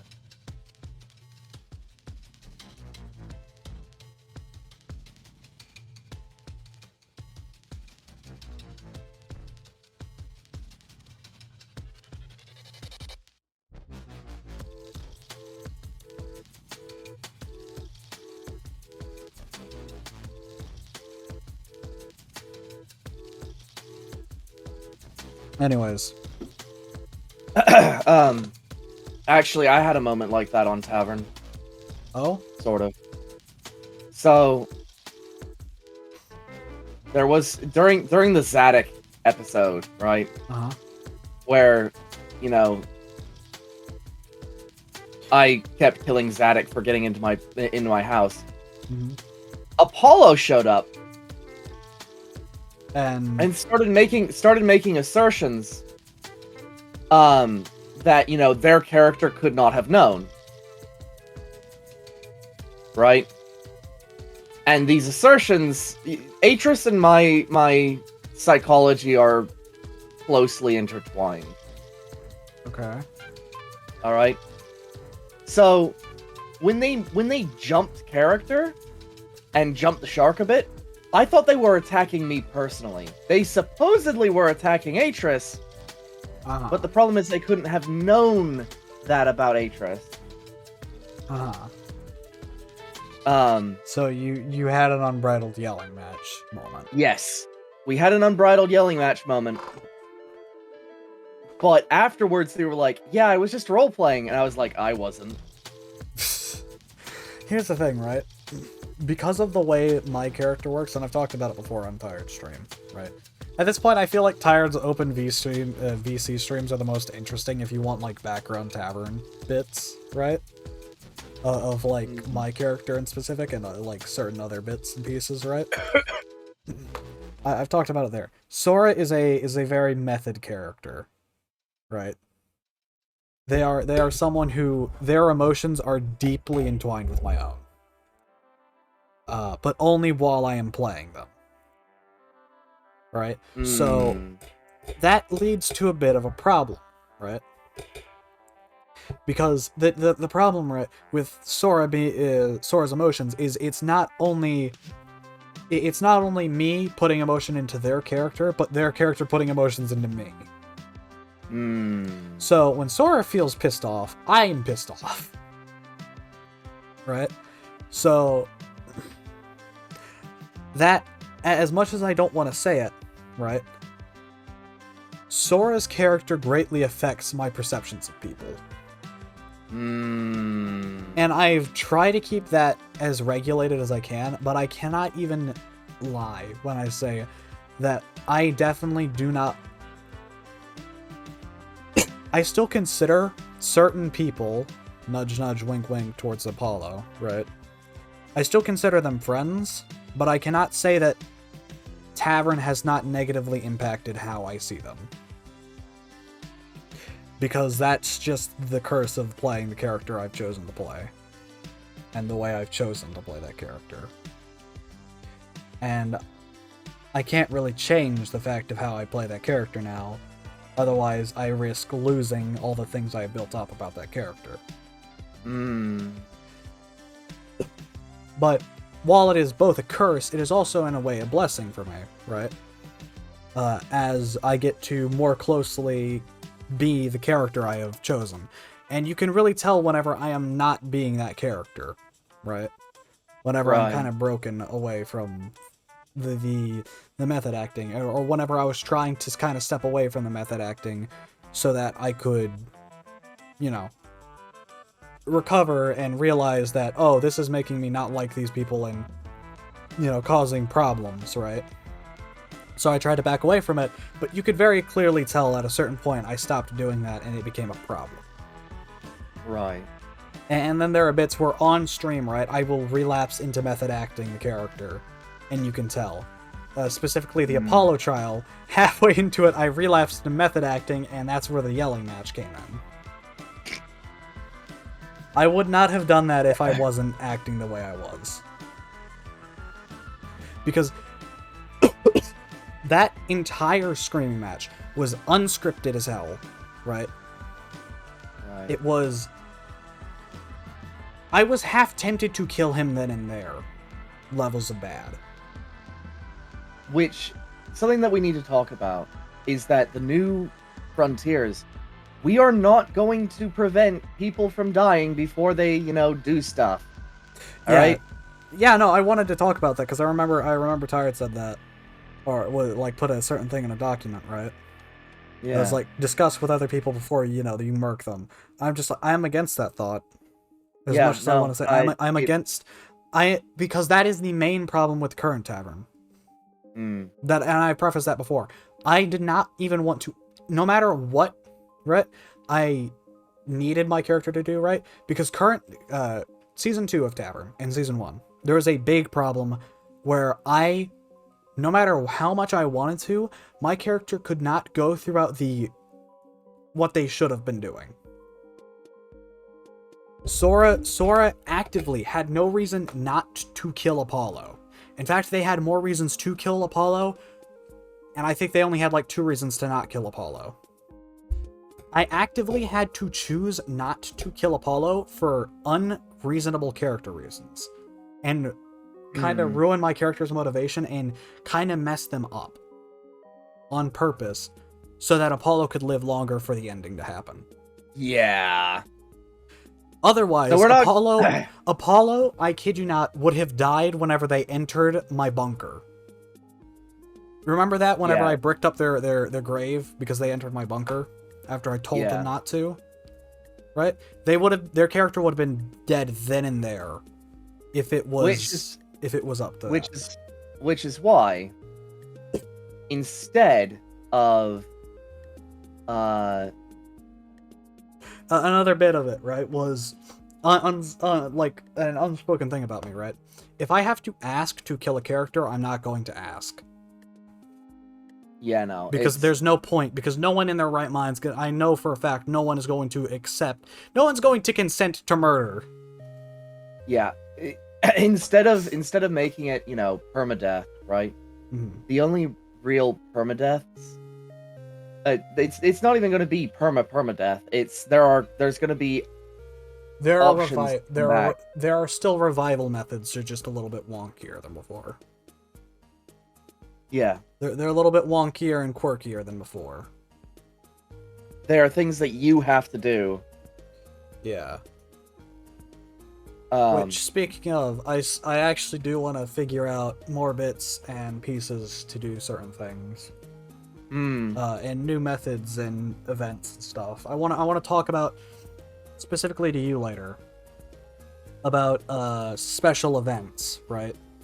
Special little lore events. Not anything that, you need a specific thing for, but just in general, something for later that I want to talk about. Okay. Nonetheless, right?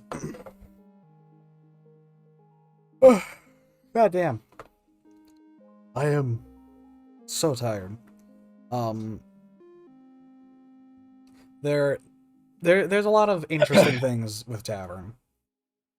I wanted to talk a lot about the behind the scenes of Tavern, right? On Tired Stream. Because I really love talking about the behind the scenes stuff. But there was a fine line I had to go through, right? And basically stop myself from talking about, because a lot of Tavern behind the scenes is a shit show. Yeah. It is woven drama and just people being stupid. Right? And doing some really dumb decisions.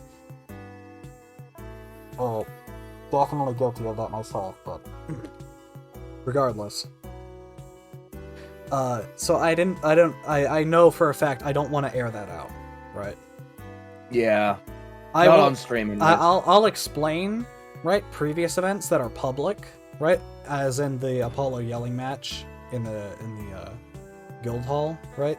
Because that's a public thing and I want to acknowledge it and expand more upon it, because that's an interesting bit in knowing what was going on around that part, right? But stuff that's not public, right? That's going on, but that was happening behind the scenes, that doesn't need to be known. No. Maybe at a very distant later date, right? If all parties are cool and consent to that kind of talk, right? But I don't see a reason it needs to be. Yeah, me neither. What's done is done. It's best to just move on now. Talk about it if it's interesting anymore. Or it's just funny to look back on by then. Alright. Anyways. Yeah, no, just in general, right? I'm really excited for the next season of Tavern. Because it's being rebranded to Frontiers, right? Meaning it's... Yep. It's a wonderful chance, It's a reboot. It's a proper reboot with some better clarifications than the last server. Better clarifications, more balancing, and Trains. Trains make everything better. Train! Yeah, honestly. Trains make everything better. Especially with the hopefully improved server performance, right? Trains will be just wonderful. I am quite worried because I've been experimenting with trains more, right? And I've been noticing a running theme of trains being quite unstable. Oh. Not unstable in the way you think. You remember the kind of glitchy lagness that they have? Yeah. Where they would kind of stutter? That is still present even in worlds like New Worlds, right? So unless that's a server-side thing that can be fixed, right? Or a ping thing that can be fixed, I'm worried. Well, we will do our damnedest to make sure that it works. Yeah, no, I'm gonna futz around to hell and back with that config to make sure that thing works, because I am not losing train! Get to the train! Alright. Yeah, no, I also, the mod pack, right? Yeah? I think it's no secret at this point. Should I just say it? Say what? That I'm the head developer of the Frontiers pack. Yeah, it's no No. secret. Yeah. It No, I meant it was more of a secret of what pack I was working on. Oh, yeah, no. I wasn't keeping that a secret. Yeah, no, I was. I didn't know if you wanted to keep it a secret because I thought it would be more of an interesting surprise. But Well, I wanted. I what think I wanted was to no, be I a was keeping it. secret I was keeping it a secret because Sora's Strange World. Sora's okay. I'm gonna talk about it now because at this point, Sora's Strange World is so different. It is such a different fork of that pack that it's almost unrecognizable at this point. Sora's Strange World, at least the first season, was a very loose fork of a 0.2 version of Frontiers pack, the pack that was going to be on the Frontiers server. But since then, the Frontiers pack has moved forward and Sora's has forked further off, to the point where they are almost two entirely different packs with two entirely different configs. And it's very interesting how that's become the case. Because of Frontiers, right?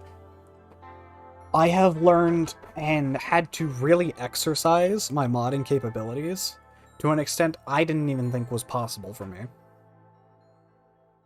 It has been, honestly, my favorite project to work on. And like I said, I'm very sorry that there's been a delay, but you understand why. Yeah, no, I do. Which is why Sora's Sora's World fork, right? Yeah. Has existed now. Because of that delay, I have worked more on that so that I still have something to work on, right? Yeah. And generally do, you know? I do find it I do find it a little sad because I do miss I miss like the dev talks we would always have, like with everyone who's a playtester in it. Well, that's coming back Yeah, I know. Like, next week. Wait, what? Next week it's coming back. Puggers! Hell yes. I'm starting my job, which means I can start putting money towards the thing. Oh, okay. You're gonna have to tell me when the server will be up then. For sure. I will. It's gonna be a bit of a big thing because we're gonna have to make as much use of it as possible in that month period. Yeah. Well, didn't you say it was cheaper than what we were doing? It was technically cheaper, but I don't know what hidden fees they might throw in. Yeah. Okay. Yeah. So. But nonetheless, right? I do think we should try and rework the playtest team, right? Rework them? Not rework them. Re-choose? Re-choose some of the playtesters, because I'm not gonna lie, right? And I don't mean this in a bad way. Also, Clover says good luck with your new job. Oh yeah, thank you. I'm not saying the testers aren't good, at their job. I'm just saying some of them aren't really doing anything and haven't really been doing anything. And not being good at their job. No.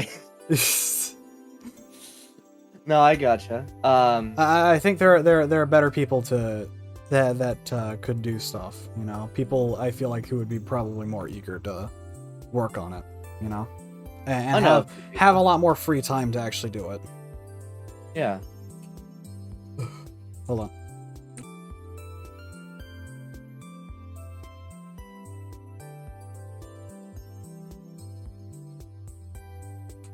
Anyways.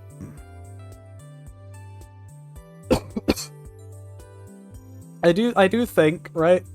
One of my like unspoken favorite things that happened in like the testing phase, like the early testing phases, was someone complaining about something that I was doing on purpose. Oh. That was hilarious. Okay. What was that? I can't remember what it was, but I do remember someone kept complaining. I think it was Mac complaining that it was really hard to survive. I was just like, it's almost like that's that's the point. That was the point. It's difficult to survive on your own. Oh no, I remember what it was. He was complaining about mimic spawn rates, right, being super high or something. Right. And then I increased the spawn rates again. Because I had messed around in my own world, right, with to see how bad the mimics were. No. No. There needs to be more mimics, I think. So I increased it again. Just generally, whenever someone complains about something, and something like Grimoire of Gaia, right? I'll just increase the spawn rates to make them more annoying. Because if you're only complaining about it mildly in one session, I'm not doing it right. Unless it's something like the swamp creatures, right? In which case, those are getting nerfed to hell and back, and then going back to hell where they belong. Because swamp creatures in Grimoire of Gaia can go screw themselves. They're a horrible mob type, and I don't know why they spawn as frequently as they do. Except the Banshee... Okay. We had another mod, right? Fish is Undead. Right? So we currently have two main mods, and I think it's no secret that these two exist, or that we have one of them because of, well, Source Fork affiliation now. Grimoire of Gaia, right? Is the one we're currently using. We were also using Fish is Undead, but we got rid of Fish is Undead because of just their mobs sucked. In the version that we're playing in, their mobs sucked. Bad. Just generally a lot of interesting stuff. It's interesting. It's for damn sure. Just it's very interesting, the balancing that goes into the pack. Yeah. And trying to find just the right thing.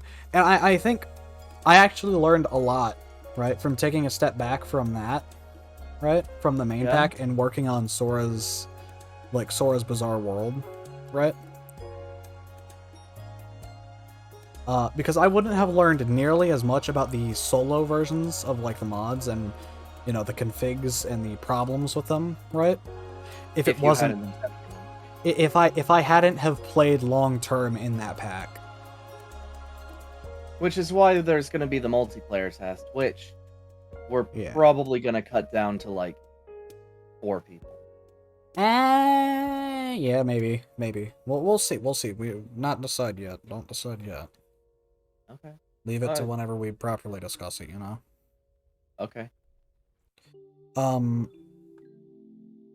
Anyways, moving on from tavern stuff, because God knows, I think we've talked about it for a little too long.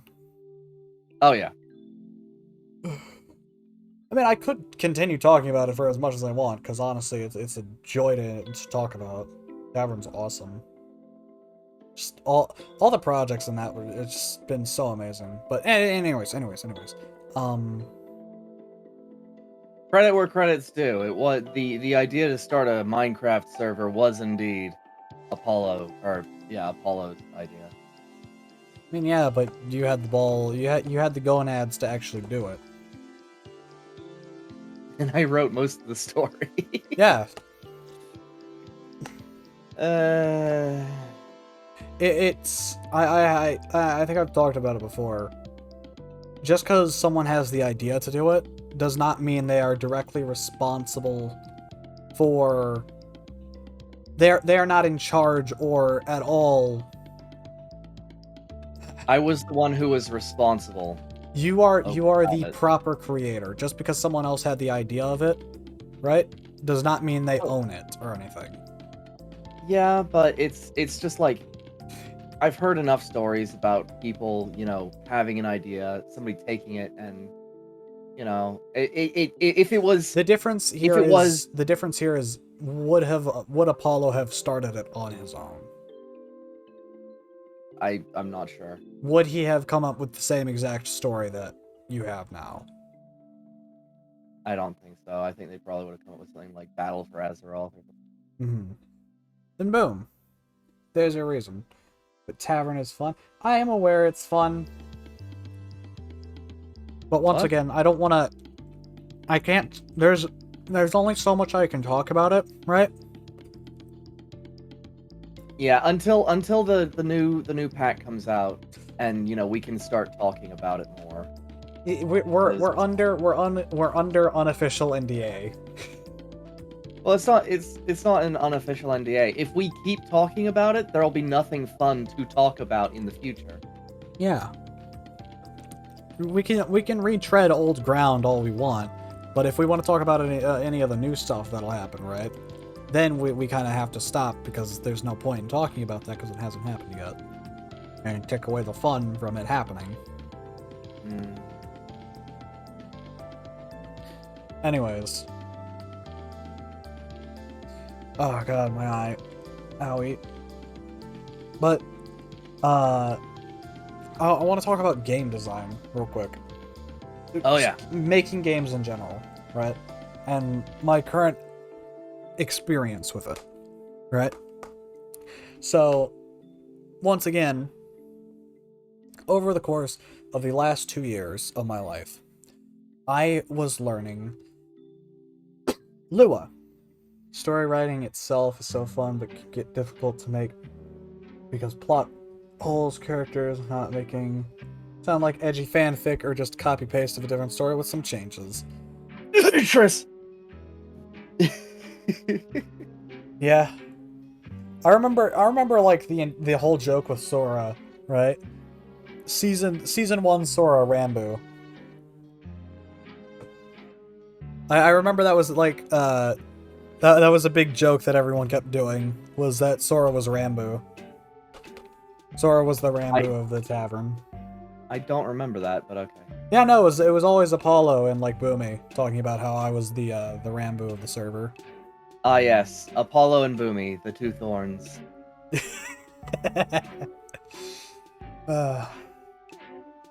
But anyways, going back. Over the last 2 years, right, I had been learning I've been learning Lua, right? And I can't say that I'm good at it. I can say that I've learned a bit more than I've learned a lot more than I previously knew. Right? Enough to work on a specific project? No. Because I learned Lua, not Python or Java. Oh dear. Lua is a worthless coding language. It's ass. I might as well have learned Scratch because I'd probably be able to do more with it. Anyways, so Lua is a very special thing because two things use it. Right? I was learning Lua for I believe Minecraft Turtles, right? Oh, right. Because of Computercraft. Speaking of Computercraft, Atris, I want to add Open Computers to the pack. Okay. I remember you were against it. Just trust me. I'll explain it later. I'll explain it later, and I will convince you. Trust me. Anyways, I was learning Computercraft, right? So I needed to learn some Lua to make it work. Because Lua is what Computercraft computers run off of. Computercraft is the computer mod for Minecraft, if you didn't know. Anyways. After that, I wanted to, expand my horizons and learn how to code Roblox games. Because, Roblox free, haha, funny. Regret that choice immensely now, but whatever. It was then I realized that the funny Minecraft mod that adds the funny the funny coding turtles, right? That was ham-fisted into Minecraft desperately to work. Mm-hmm. Used the same coding language as Roblox. Roblox and Minecraft Computercraft use the same coding language. Lua. And that made me facepalm because I realized what kind of eldritch magic people were using to get these games working. You know that picture that I always use, right? Of the kid holding fire with, like, the teacher just going, what the hell? How are you doing this? That is how I looked. I was the teacher in that scenario, just looking at what the hell these game creators were doing to do it. Game design was a terrible college subject. Not because it was a bad choice, but not a good college. I mean, fair enough. Once again, all of my knowledge in Lua has just... Here's the thing, right? Lua and learning how to game code on my own is actually impossible, right? You can't do that on your own, right?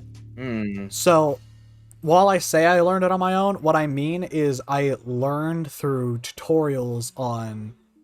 Well, not tutorials, what is it? General basics, right? Like what certain things did. And that was it. So this is... And then I moved on to doing it myself. This is one of the things that I need to talk to you about, because you remember saying, oh, if I don't learn how to do it myself, then I didn't really learn how to do it.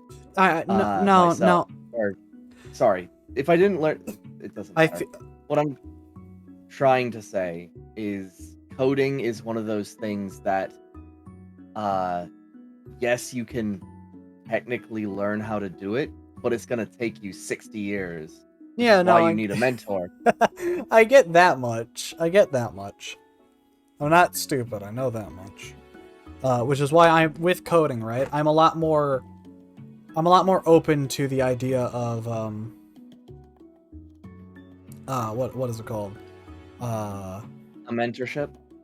Not mentorship, just in general, like tutorials and learning coding through that kind of stuff, rather than just trial and error, because I know I'm going to have a headache and die otherwise. I feel like a mentorship is something that would benefit you in coding, at least. Clover says they actually found out that they went to the same college as Tommy Innit before they finished, which was an interesting day. I believe in you, sir. Don't stress yourself. Thanks. But it's definitely interesting because while I talk big about coding, right? Mm-hmm. I am not someone who codes very well. I think where my talent shines is map design. Right? Not map design, scene design, set making. Right. So little slices bits, I think I showed you the tunnel, right? The immersive engineering tunnel. Where it's this really concentrated area of just pure design, right? Remember that? Yeah. That's what I like doing and what I know I do best, which is why, and I'm gonna talk about it here just a tiny bit. The gas station game that I made on Roblox, right? Yeah. It is my magnum opus of set design. And now, unfortunately, it is ruined because all of my sound design, which was some of my favorite bits about that, the hum buzz, the creepy ambient music, the sounds that you made when you walked, all of that ruined forever. Yeah, because Roblox is a piece of shit. Yeah. I mean, there is one positive to it. If I go back to making games for Roblox, right, I can upload free audio now. Right? I can upload my own audio to the game. Right. So I can make my own sound effects and put them into the game. Problem with that is I don't want to do that. Understandable. I think okay. So it's one of those things, right? I need to find a coder, somebody who loves coding and, vibes with my sense of creative drive, But the problem is that usually coders are Stingy. none. Yeah. Would you that's not- describe me as stingy? No, you're quite the opposite. As soon as you heard the idea of Tavern, or rather Frontiers, right? You were like, yeah, throw me at it. I love making mod packs. Yeah, no, because I do. And I was like, that's okay. okay. The thing between Tavern, right, and coding is that Tavern's not really coding. Or, sorry, Frontiers is coding. Making a mod pack isn't coding. Making a mod pack is something I've been doing for years and years and years now, in my free time, that I find very interesting. I don't mess with the configs very often, but when I do, I try and do something interesting, right? Yeah. The configs versus coding, right, is... Configs is a toggle button, coding is making the toggle button. Yeah. And also the thing that you're toggling. So yeah, no, it's a wee bit different there, but you get what you get the sentiment, I guess. Yeah. It's which is honestly right. Mod packs. If it wasn't for mod packs and the configs in them, right, I wouldn't have started to learn coding. Period.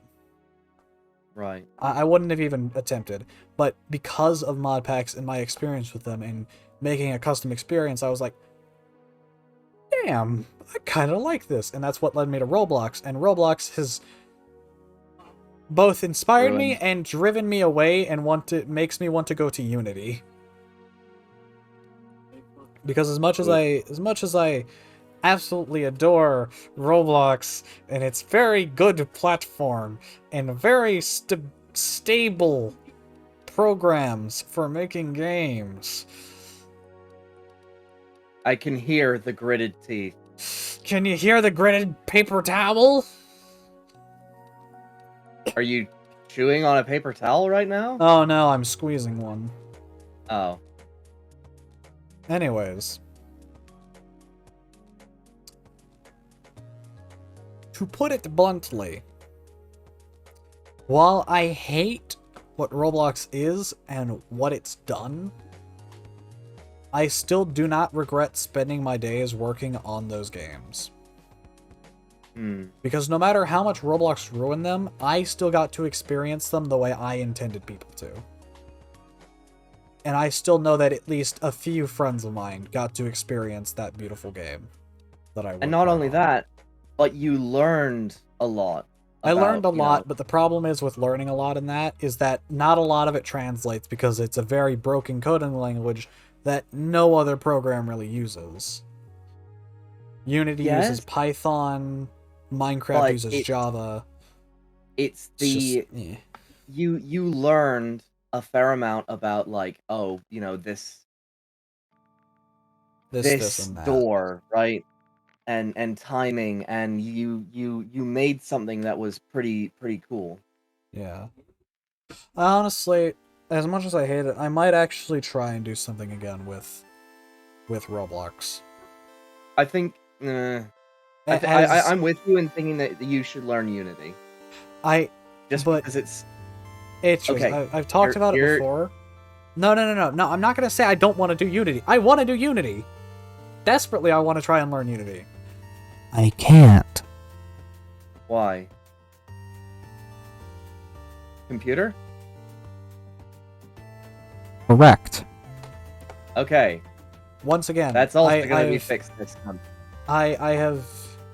This kind of feels like a podcast, honestly. Welcome to the original Lost Topic. It's happened again. It's a Just Chatting stream turned Lost Topic. That's all this is. Is that a problem? No, God, I missed this. I honestly missed this. Perhaps we shouldn't be going into Lost Topic with, like, ideas. We should just go into it. But the problem with that, right? Once again, if we don't go into it with like what is it? Ideas, one of us, it's the 3-person equilibrium. One of us ends up dragging the other two back into reality to contribute to the conversation again, causing it to move on. I will. Okay, we'll talk about that because I have an idea. Yeah. I know. Anyways, but like I was saying, I want to move to Unity, right? I desperately wanted to move to Unity, but But you don't have the tools for the job. I get it. No. It's not that I don't have the tools for the job. It's that the tools for the job, for some reason, aren't compatible with Unity. What? Some odd like scenario happened, right? Where I tried to export a game, right? A very small game that I had made, right? Like a tutorial game that teaches you how to like how to use Unity generally, right? Okay. And it drove my computer's CPU and GPU to 100, right? And never finished exporting it. And I had it had broken it so bad, I just decided to uninstall Unity because I couldn't handle it. Or my PC couldn't handle it, or whatever it was doing.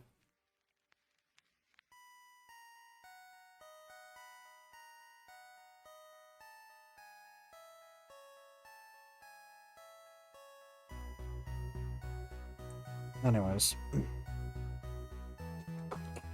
But it's an odd problem. It's an odd problem. Which is why I'm so apprehensive about like continuing coding, because I wanna continue coding, right? But I don't want to put my work into a site that constantly abuses it, right? And ruins this carefully crafted experience I had made, right? Yeah. Listen, all right. No, I get it. Gas station was an experience for me that took me about 4 weeks straight of straight work from when I woke up to when I went to sleep. Which I would wake up at like 1 p.m. and work until like 5 a.m. on that game. For a week straight. Every model in that game was made by hand. Right? Yeah. And every bit of code in there was made by hand. Every single bit of it I had to make myself and make just right. And not only that, deal with the problems of the system or the studio I was making it in crashing constantly from me trying to make progress on it. Only for it later down the line after I had finished it to be ruined. One of the key aspects that made it all come together perfectly, right? Mm-hmm. The sound design. Something that a horror game specifically relies on heavily to be ruined. Everything requires sound design. Everything requires sound design, but whenever your sound design is very so important, right, that missing the mark even a tiny bit can utterly ruin the feeling, period. Right? Especially in a game where the entire game is just you hearing sounds. Right? In this specific case, because Gas Station was an idling game. You couldn't explore, right? You couldn't hear yourself, right? And you couldn't really die. You could only walk around and listen to the radio. And hear the hum of the fluorescent lights above you. For that all to be erased, that took away more than half of the experience of that game. Yeah. It's shitty. One of my favorite bits in that game that was the hardest to figure out how to do. The walking into the back room, right? of the gas station, hearing the front doors open and then shut so perfectly timed that you can't actually see the back doors from the back room, or the front doors from the back room, right? Until the sound is already fully played and the door is already shut, right? Is the moment you actually turn the corner.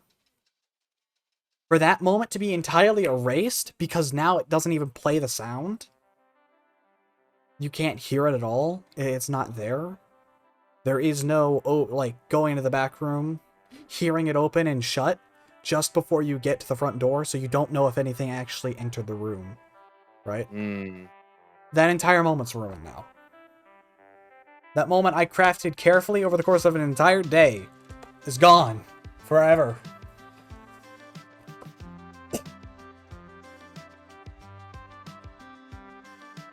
Yep. And I'm... once again, even though that is the case, I am still tempted to try and make another experience, right? Do it in something that isn't going to collapse in the next 2 years. While that is the case, this time I could do it and actually use my own sounds. Because before, every sound I used drew from a library of sounds that someone else had made. This time, I can exercise that beautiful sound design that I learned how to do, right? In the Hank videos and the Gmod videos and stuff, you know.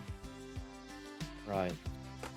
That beautiful sound design I utterly adore, which you can see in my work with my voice mod, and just how much I mess with that, you know. And anyways, I've been droning on way too long with that. Ugh. No. Listen, sound design is one of those things that I shout from the top of any mountain, right? That you care to mention. I will climb it and I will say, sound design is king. I mean, yeah, You point can have a at shitty- Undertale. You can have a shitty movie, right? Be made better by the sound design. Doesn't matter. It doesn't matter about its sound. Sorry, not its sound effect. Its visual effect. Like people don't really care about visual effects all that much anymore. Yeah. And if they do, it's like, you know, they're a shallow person. I think something that like exemplifies that for me is unironically Avatar. Blue Cat people, Avatar specifically. Gotta preface that every now and then. Okay. Because one, while it's visually beautiful, right? Still the best like CGI effects I've seen in any movie. Period. I ended up enjoying it more because I am now older and I recognize the sound design in that movie and actually listened to the music of it and went, oh my god, I like this music. And realized that I actually ended up enjoying the movie more as a kid because unintentionally I was paying attention to that music in the background, right? And that music really helped set the scene, you know? Right. And just ultimately sounded amazing. And I hate to draw on it as like a source, right? But the funny KFC rats when they see the deep fryer meme of the guy falling off the cargo door of the plane in the fight at the end of the movie. I'll get the clip and send it into So confused what you're talking about. Hold on.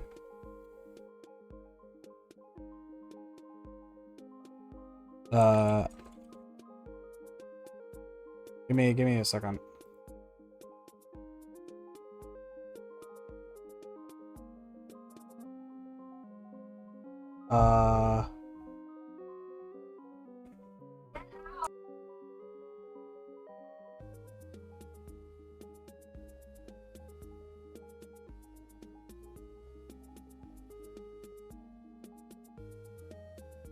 Sorry.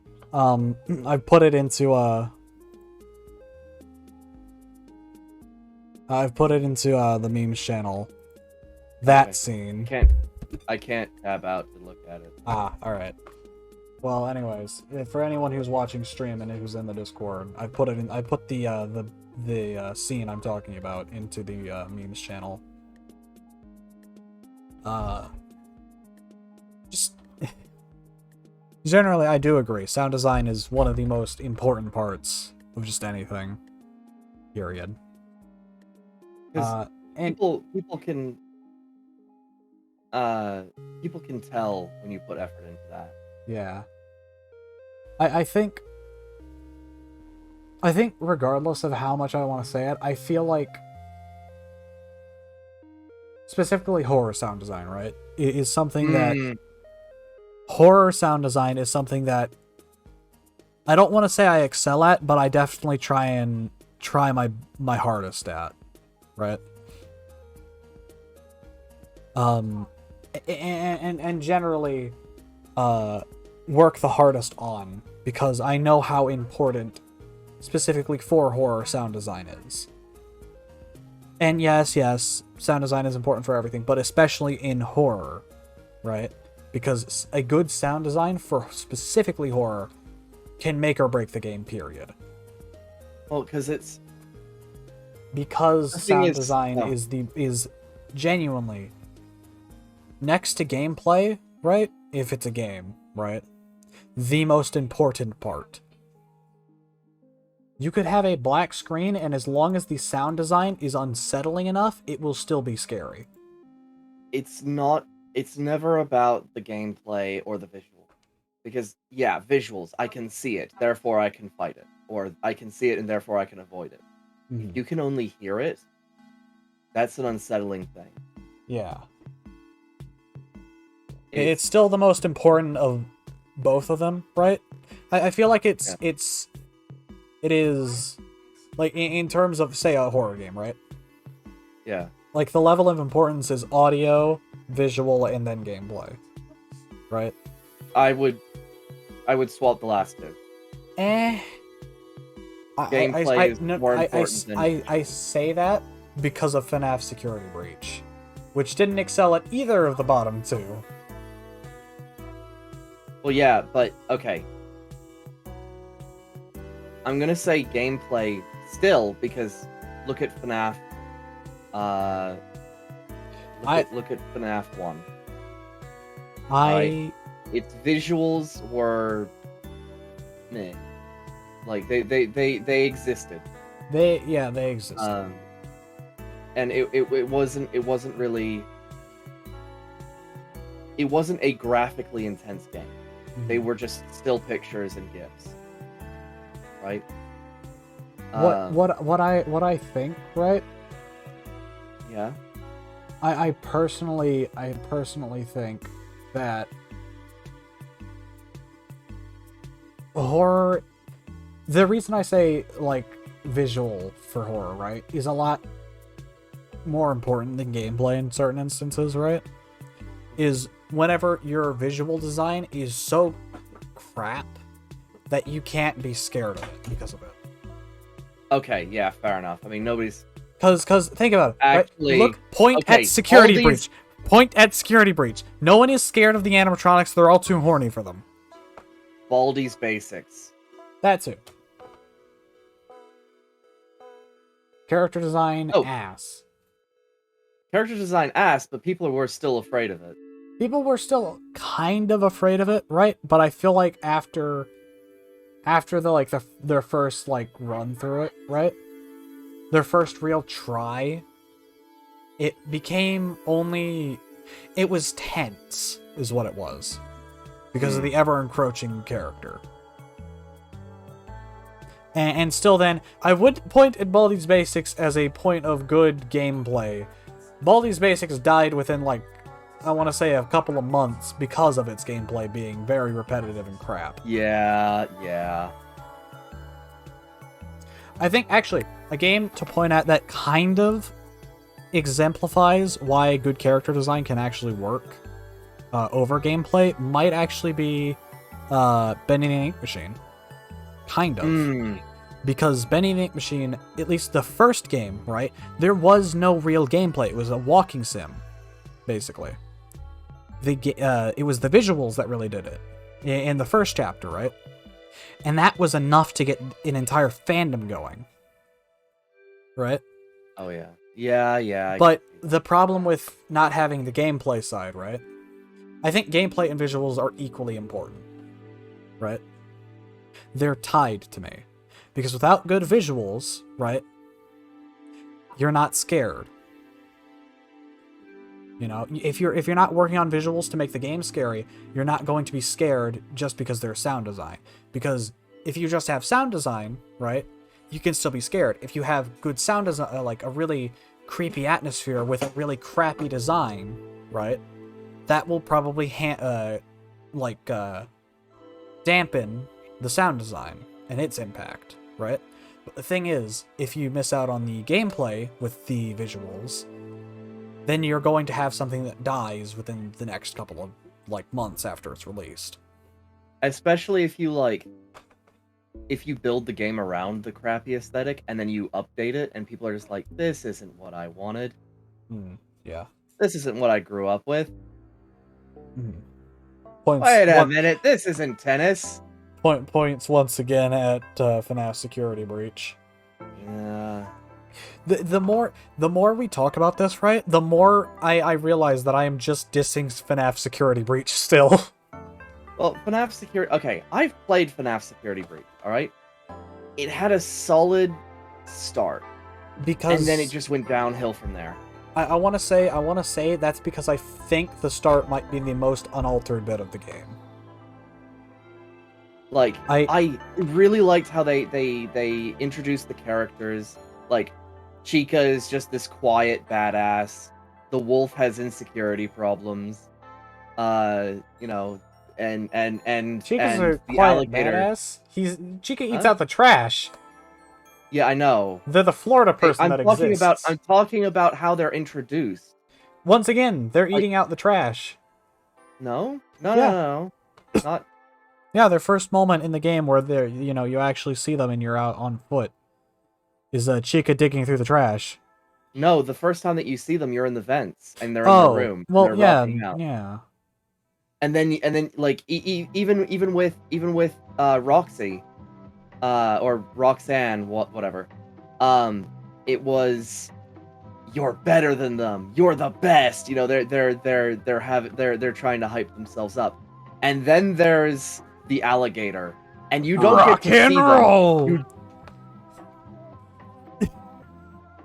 I feel like Monty exudes Florida energy.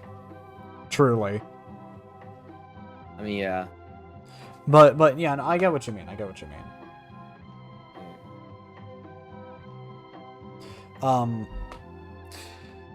Just still, you get what I mean. The character designs, specifically the visuals, just they don't really stick.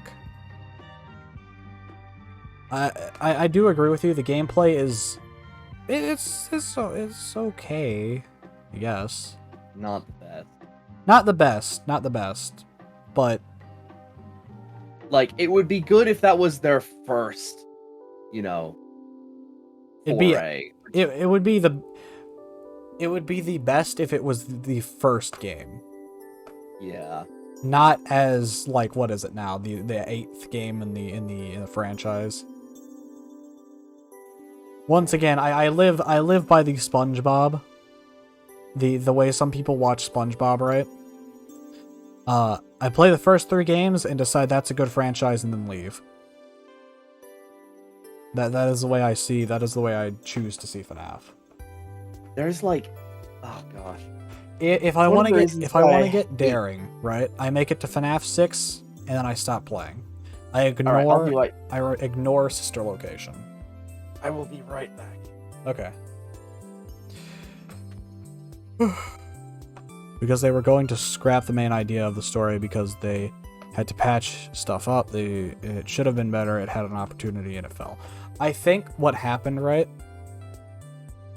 was halfway through game development, right? The Scott situation happened. The Scott Cawthon situation happened, and Steel Wool decided to start reworking the game, right, and scrapping certain bits. And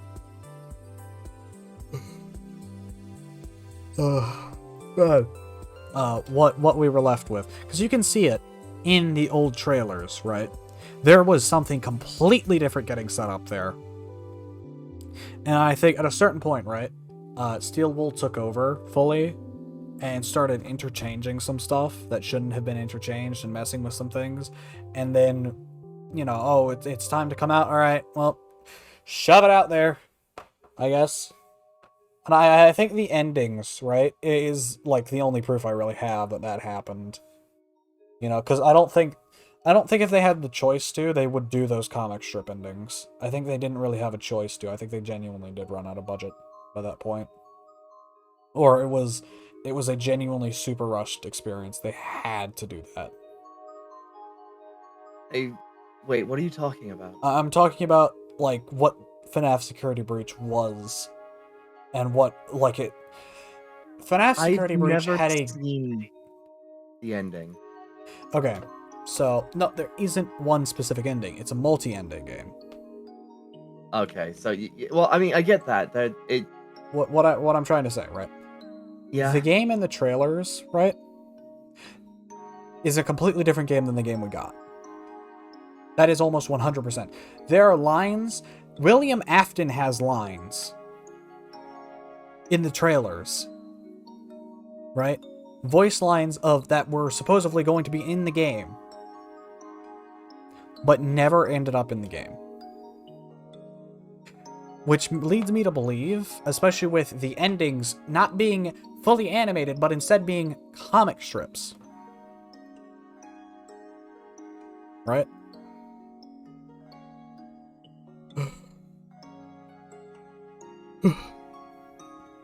The ending of the game was comic strips rather than actual animated. There's about, I think I've only seen one proper ending, right, with full, like, kind of animated stuff, right?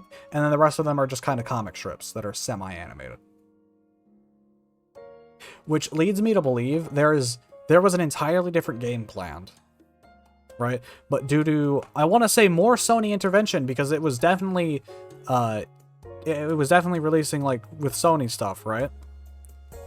Seeing as it was at, like, PS Play and stuff, right? Wait. God damn it. I want to say it might have been influenced, once again, by Sony, right? But I'm not going to say completely, because I haven't done any research into it, and I need to go do that more, but meh. I feel that there was something there that was going to be made originally, and they either swapped it out, right? Because Steel Wool decided to, of their own volition, to start messing around with the story and changing some things up, right? After, like, Scott, like, handed them the series or something like that. If that's what he did. Or, right? There was more planned, but they couldn't fit it into the time, and then they ran out of time before they had to release the game. That's or they ran out of budget. That's something that I'm constantly worried about. Is if, like, one of the things that I absolutely hate about the creative field is companies seeing what you have and then doing their damnedest to steal it. And if that pertains to what happened to Scott, right? No. They found a weakness and exploited it. I don't think that's what it was. Hmm. I don't think that's what it was. I really don't. Because as much as I want to piss on Steel Wool for what they've done, I also have to remember, right, that they ran out of time. I'm assuming that's what's happened at this point. I have to also remember, right, that they made the VR game Help Wanted. And realize that Steel Wool does have a lot of passion and ability behind them. That is very good. Which leads me to believe that something else was going on behind the scenes. Okay. Just because Steel Wool had passionate people at the time does not mean that they still had those people. Yeah, I know what you mean. But nonetheless, still, Steel Wool itself had a certain amount of quality in a previous game, right? That looks like it was almost completely lost, or at least was still there, but had lots of bits of it scrapped, or not developed enough by the time it was time to release it. Which inclines me to believe it either got messed up, ran out of budget, or got cyberpunked, or No Man's Skied. The thing is, when the joy of creation is They better than pushed it back 3 times, and fans were annoyed. Well, okay, but I mean, Okay, come on. okay, but at the you know what? No, I can't even. I was gonna say something, but no. Actually, no. Clover does have a point, because remember, the Scott situation had just recently happened, which caused a lot of flack, anyways, for Five Nights at Freddy's, right? Meaning they had to do something. If they announced that they had to push it back again, they'd have a bigger problem on their hands. Which, This is why I unironically, in hindsight, would probably have been better than what they got. This is why I don't believe in giving timelines. Like, Yeah. every time that I'm working on a project with Apollo, and every time they say, oh yeah, no, we can have this done by April, and next month is April, and I just sit there and I fume. I have actually exploded on them when God, that sounds so wrong. I have torn into them by yelling on call with people who, you know, I probably shouldn't have done, but you know, it needed to be said. No, we are not doing that. You need to get a better time frame. Like I estimate like a year. Right? I say At 1 the year. soonest. I At the say- soonest. I say 1 year. You say 3 days. What the? If we had the best of the best behind us, and we were, you know,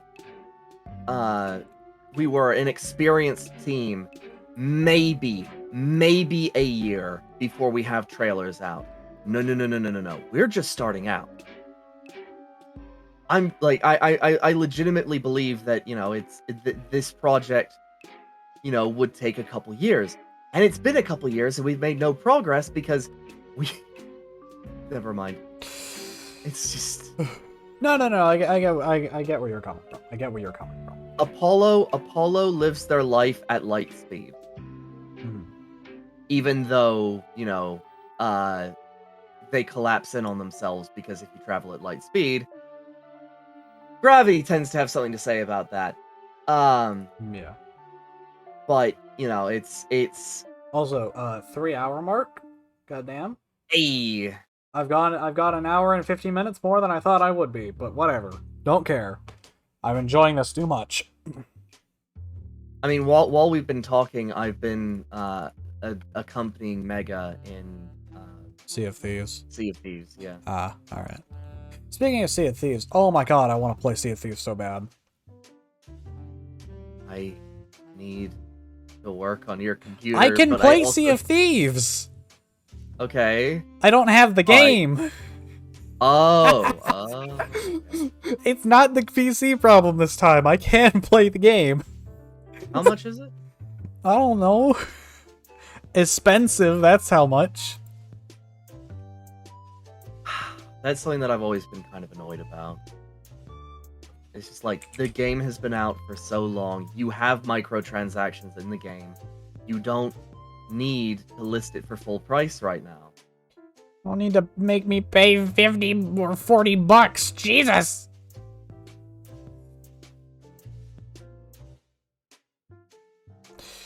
Anyways. It's certainly interesting. Because, I remember when it released, right? Being really interested in it. Losing interest very quickly. And then, of more recently, right? Being like, oh, they're actually doing stuff here. Wait a minute, what? My friend wanted to write, rehearse, and perform a show in about 3 to 4 months. I was going to be a teacher. It was meant to be this month. I had to tell him, maybe not.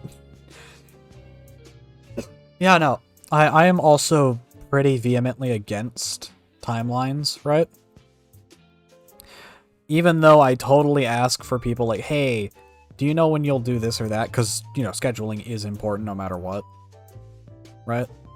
And getting a time frame of when things should be done right? Yeah, yeah. Especially for me in general. While I hate them, I know I have to have a timeline. Otherwise, I won't get work done. Because if I don't have a timeline set, then I'll procrastinate until the end of time. Well, okay. But, okay.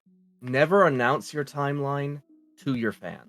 Ever. Oh, yeah, no. Ever. Always internal timeline. Never let that crap leak or anything. No, don't ever tell anyone else besides the people who absolutely need to know. You know? Yes. I'm gonna blow myself up. It's something that I... Even with investors, right? Mm-hmm. Anytime somebody's just like, oh yeah, no, we could get it done, you know, it's just like, no, please, for the love of God, I'm foreseeing, I'm having a moment, alright? This little gypsy woman who haunts me, alright, is telling me, this is a bad idea! Mm-hmm. We are so screwed. Anyways. But yeah, and then, you know, we have projects like, you know, Frontiers, and, you know, any project that, you know, we've talked about in the last year, like,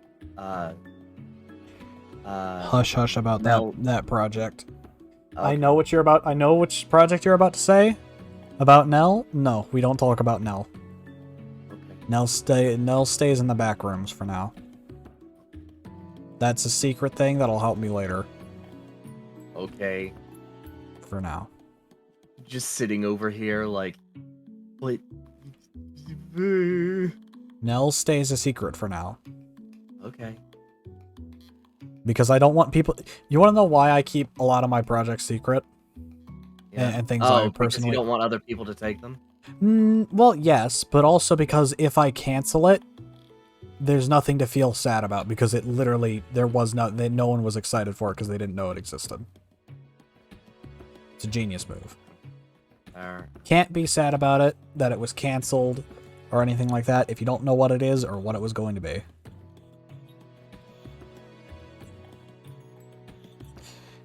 And besides, no one can complain when I repurpose characters later.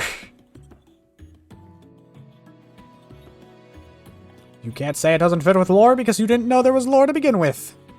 Genius. Anywho. Yeah, anywho. Did you hear that the Stanley Parable's about to release its Ultra Deluxe? It's what? Ultra Deluxe. Oh, Ultra Deluxe. I thought you said Ultra Dogs. No, it's Ultra Deluxe Edition, which will have like a bunch of new endings and stuff. Actually on the 27th, which honestly I'm really excited for. I really want to stream it myself, honestly. Because I've watched through all of the original Stanley Parable, and I desperately want to see what this one has. Because it would be the first time I'd actually be able to play it myself, you know? Right. I didn't get to experience the Stanley Parable myself, right? So this is my chance to actually experience it. For myself. No spoilers, no nothing. So I'm really excited for that. Combined with that, I'm also excited for whenever the hell Dwarf Fortress finally decides to release. Just release already, please. I just want my funnier, more advanced RimWorld, please. Please give. Is it more advanced? Yeah, no. What do you think RimWorld is based on? Dwarf? Oh, I suppose it is. Yeah, no, it's heavily inspired. It's basically just Dwarf Fortress with Prison Architect graphics. And ultimately, just generally is a lot more advanced, especially since you have layers and stuff. Oh, I'm bleeding. Uh-oh. Uh-oh.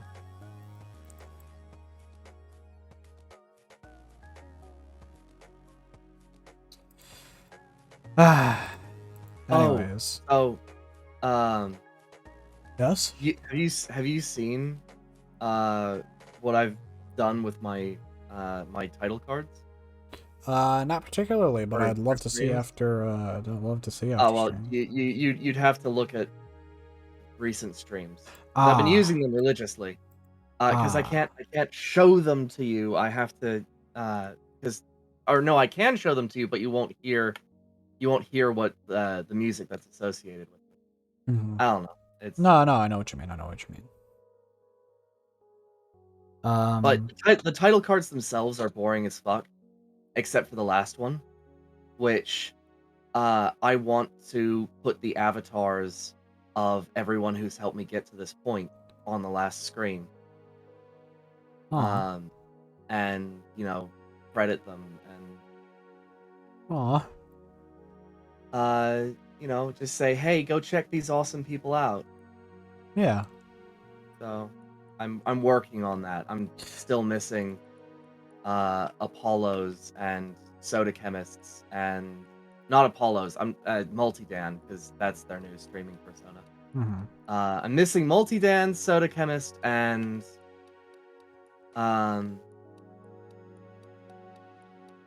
someone. Hmm. I'm missing a few people, Okay. but because I want to have that done before I reach 100 followers, because it's partially their Momentous occasion. well, yeah, but it's partially their achievement too. Yeah. Because they helped me get to this point. Yeah. I know what you mean. Yeah. Speaking of like scenes in OBS, right? Or Streamlabs.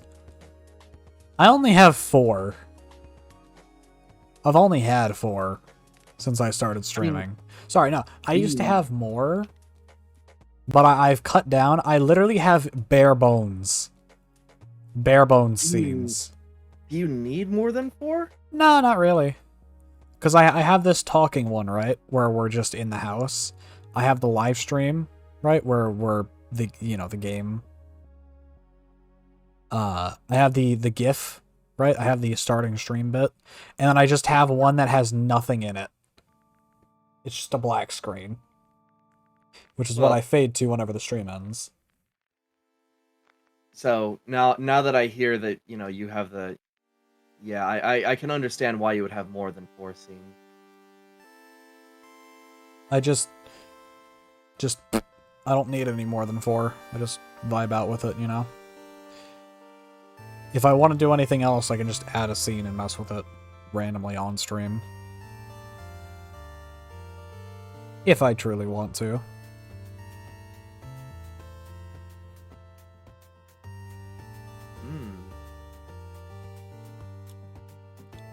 I mean, it's especially funny, right, with certain scenes, like this, like my personal stream, right?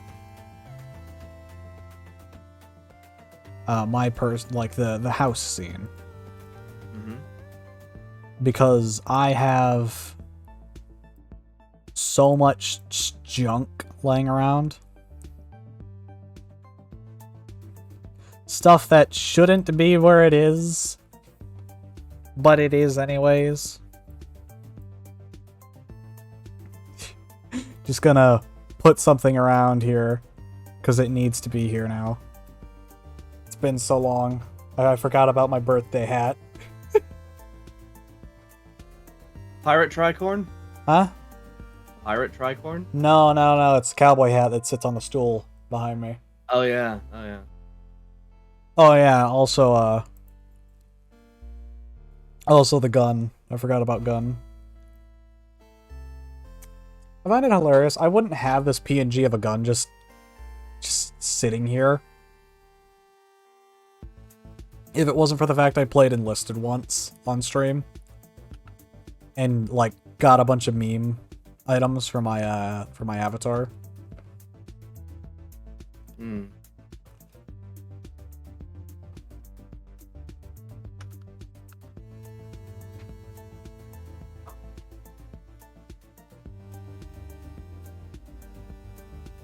It's just good stuff. It's funny. It's so funny. Speaking of enlisted, Oh, you want to play some at some point? yeah. Oh yeah, you want to do it like tomorrow or something? I don't know. What day is it tomorrow? What day is it today? Today is Wednesday. Tomorrow's Thursday. I see. Maybe. We'll have to see. Yeah. It's certainly been a minute since I have. Certainly be interesting. Because, you know, last time was fun. I don't want some huggies. Yo, hugs, let's go! Let's go! Hugs are so pog.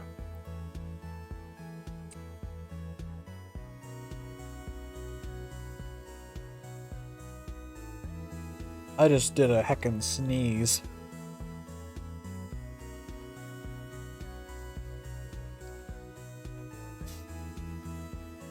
So, oh, whoop. What happened? I flipped the wrong way. Please help.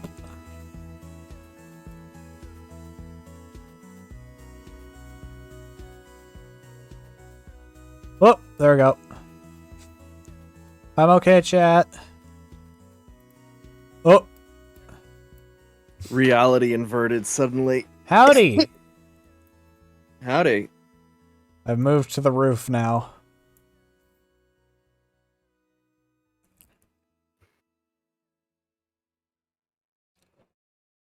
Anyways, God,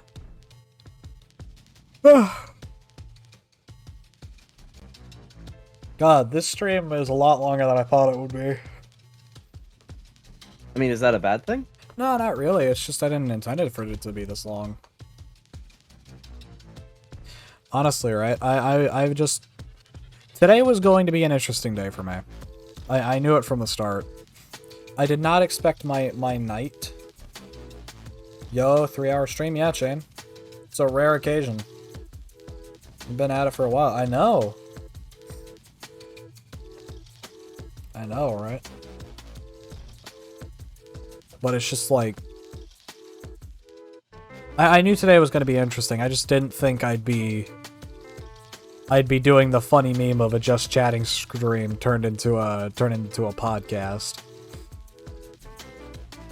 Hell, alright. Today was going to be special because I intended to break out the old Minecraft music, right?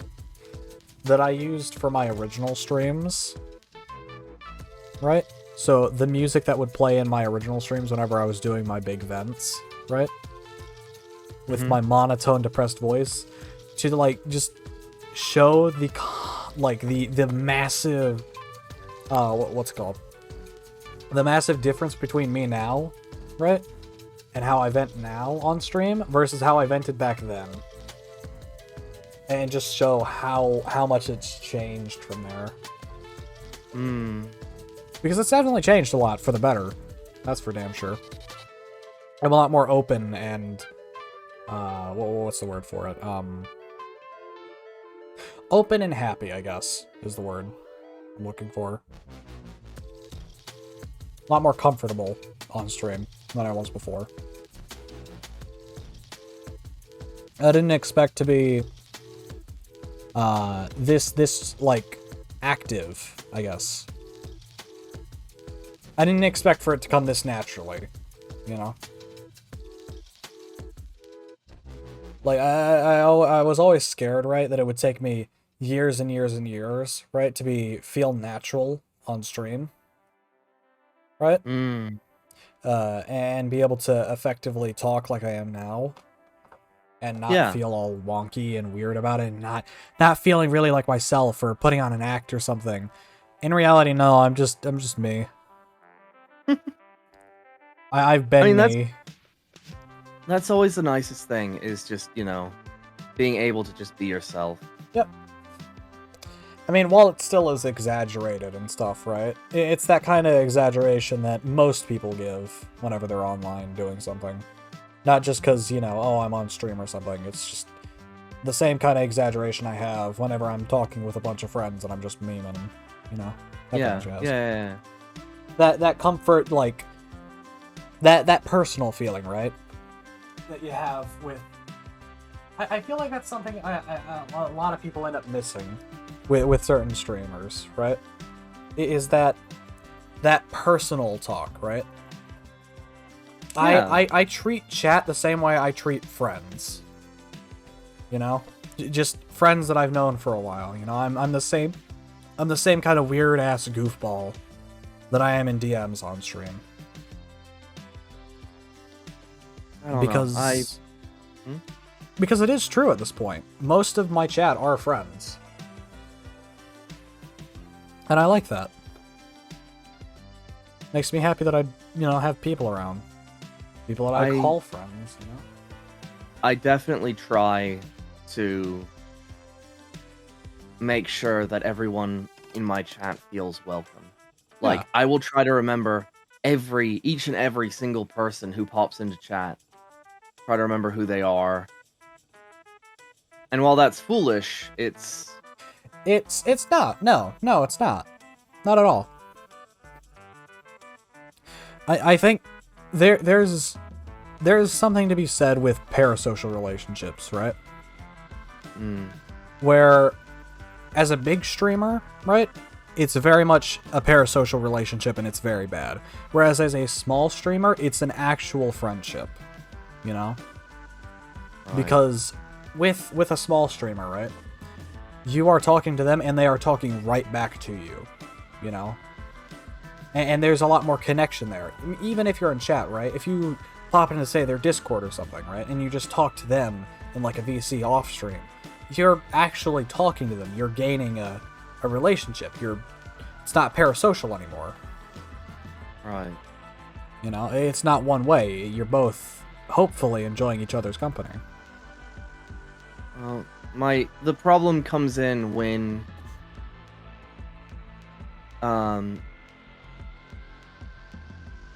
It's not one-sided anymore. Hopefully. yeah, the problem comes in when you've made these friends, right? And then, like, they expect something out of you, I suppose. Yeah, I get what you mean.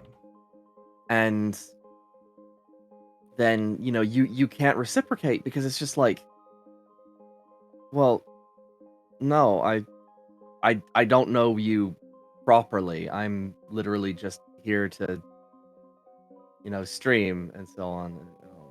Yeah, no, I know what you mean. I know what you mean.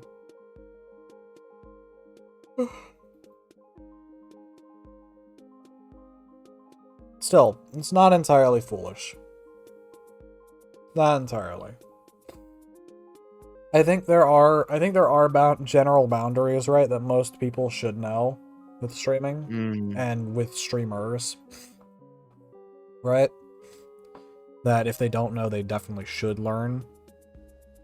But in general, with smaller streamers, it's generally okay to say, "Hey, we're cool buddies," right? You know?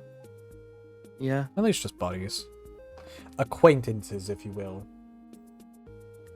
Because it's still, I think it's one of those things, right, that small streamers have over big streamers. Is a lot more personal. Yeah. I know. I joked about it before we're tired. Like, oh, you call them chat? That's so dehumanizing. And it was just like, I do the exact same thing.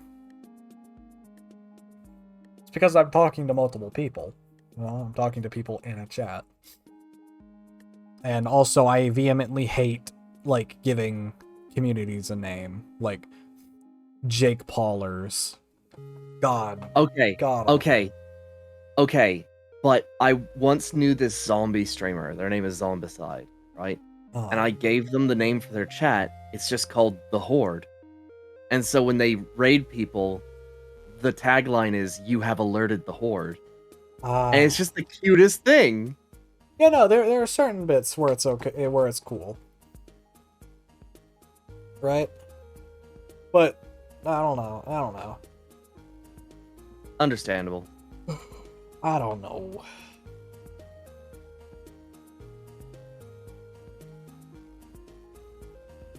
Anyways.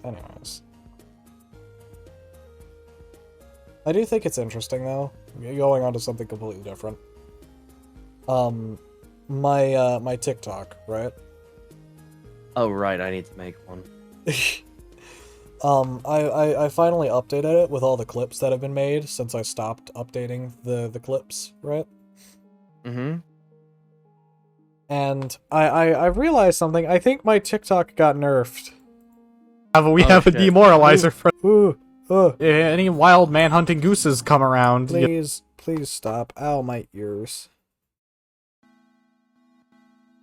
Anyways, I think TikTok nerfed me. Why?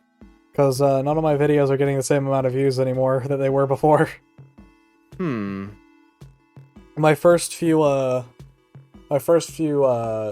videos on there, right, got like 600 views in like in 3 days, right?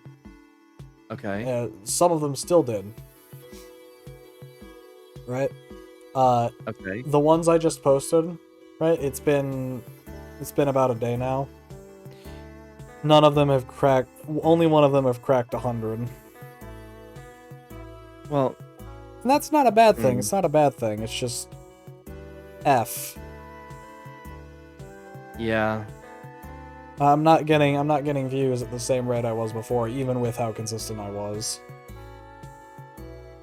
Because I was still inconsistent as hell back then. But, whatever. Also, hello, Jinx.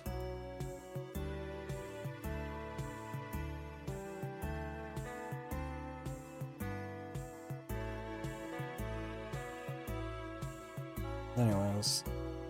Yeah, no, it's interesting. Honestly, right, I want to talk about something else I've been a little tempted to do. Okay. I have been tempted to, try my hand at Minecraft modding. Okay. Properly modding. Not making a mod pack, make a mod. What was gonna be your first project? I wanted to keep it a bit of a secret, but I wanted to try my hand, right? And focus all of my efforts at a dimension mod. Oh. And I want you to guess what my inspiration was. Just guess. Just guess. Guess what my great idea was. Oh my god, is it gonna be the island of Sodor? What? No. Oh, what? It's a good idea, but no. but... I don't have that map making prowess, my friend, but... Guess again! Dimension mod!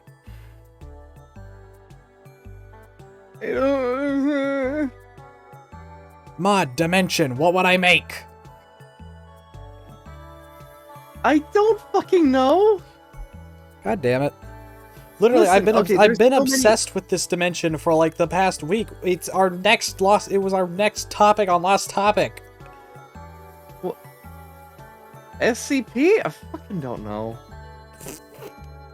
Listen, alright. My brain goes in like a billion different directions. That's not gonna help. Okay, but you literally were right there. Was I? You were right there. It is still a wiki. Levels. Level? Level 0. Level 0. Funny yellow wallpaper.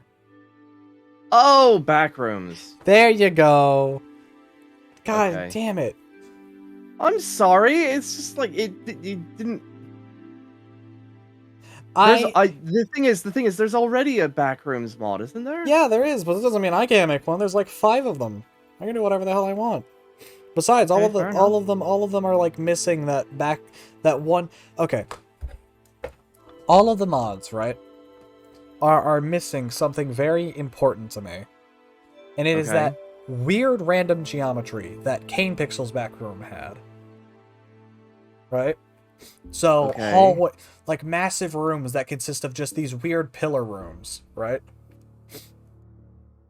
Oh, I see. So you Uh, want to make the odd- generation a little more... Little more wonky.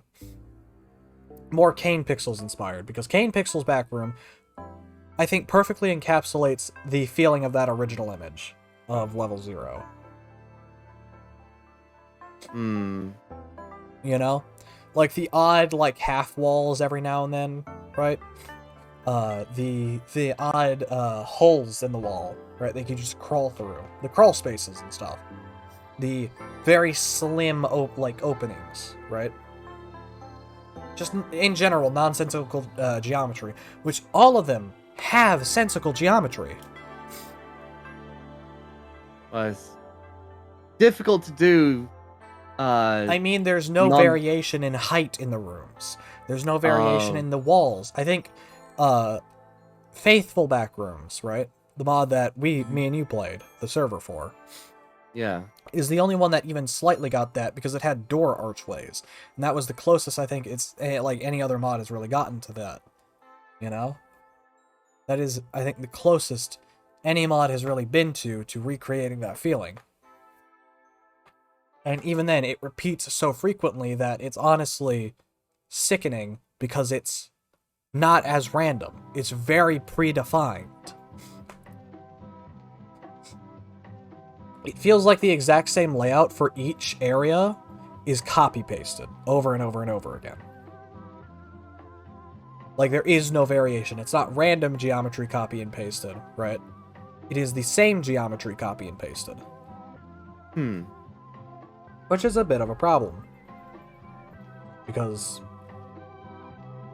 well, yes, you feel like you've been here before, but at the same time, at a certain point you get bored of exploring because you've already seen all the variations of the rooms you could see. You know? Right. You're in the same position every single time. Anyways, I don't want to go on too much about it. What the hell is that? Oh! Why the hell is that? Thank you, Mega, for the raid. What's going on? Oh, Yeah, well. they were streaming and everything while this was going on, and I was just like, this is it doesn't matter. Anyways, hey Mega. Welcome to the stream. We're still talking about random stuff. Yeah, no, Backrooms is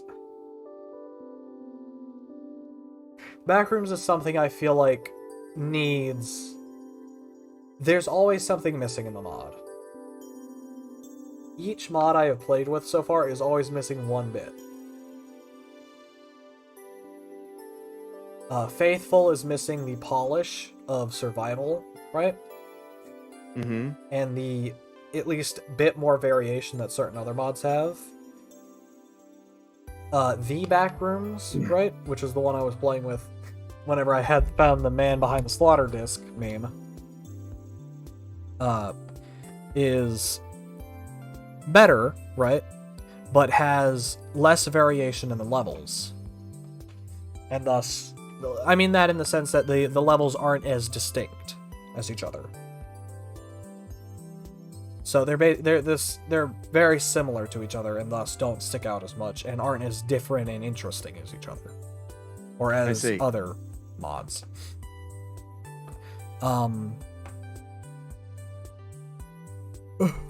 There's another one called, like, the True Backrooms or something, which lacks the world generation fully and is very not great looking. Far too open. Which isn't a bad thing, but it's open to a degree that's bad. The walls feel more like structures than they are, you know, the structure you're in. I don't know how to explain it properly with that one, but you get what I mean. Each mod is missing something that the other has. And then they're all missing certain, like, a very specific bit, and that is the odd geometry from the original image. Or the Kane Pixels videos.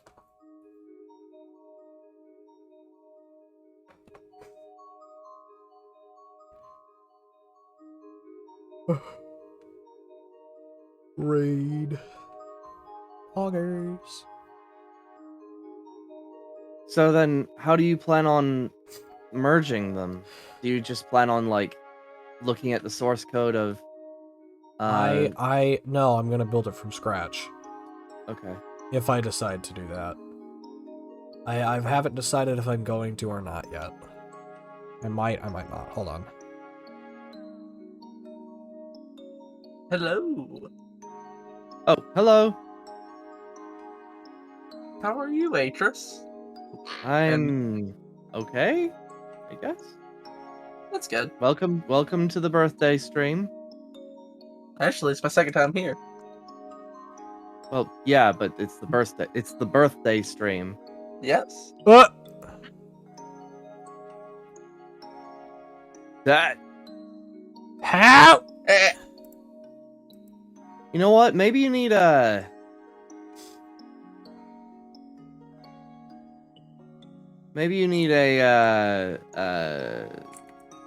Stream Deck so that you can like bind animations to. There we go.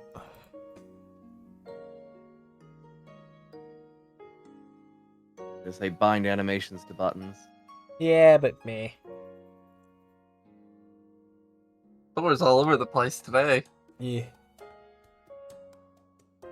Anyways, I might actually end soon. It's been 3 hours and 30. Yeah. Well, it makes sense that your birthday stream would be bigger, better. I was actually thinking about playing Alien Isolation in a couple days. Oh. Ooh. Oh God. Mm. I still On am. max graphics with ray tracing. You can't ray geez. trace Alien. Wait a minute. What? I'm gonna. Do not spread knows false it. information. I'll beat your ass. Anyways, I've been on the fence if I should continue my Nightmare run. Like, I know I said I wouldn't, but I'm still iffy on whether or not I want to or not. About what you have fun with. I know, and I wasn't really having fun with it, but I'm more open to the idea now than I was before. I needed a break, Hmm. Anyways. People of, chat. I'd like to thank you for watching. I've been joined by Atris Hayport. Hello.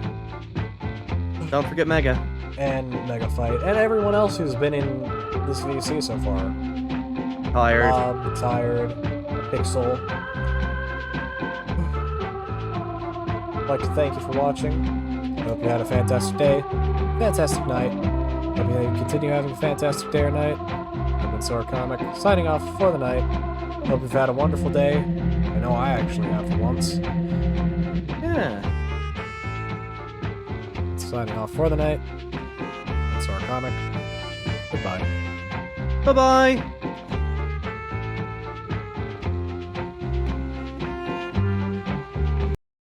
Oh, also, real quick, gonna pause the music. To those who aren't already in the Discord, if you want to join, we're gonna be having a Gartic phone game tomorrow, actually. So if you want to be a part of that, head on over, and we'll see what we can do. Anyways, back to the music. Bye.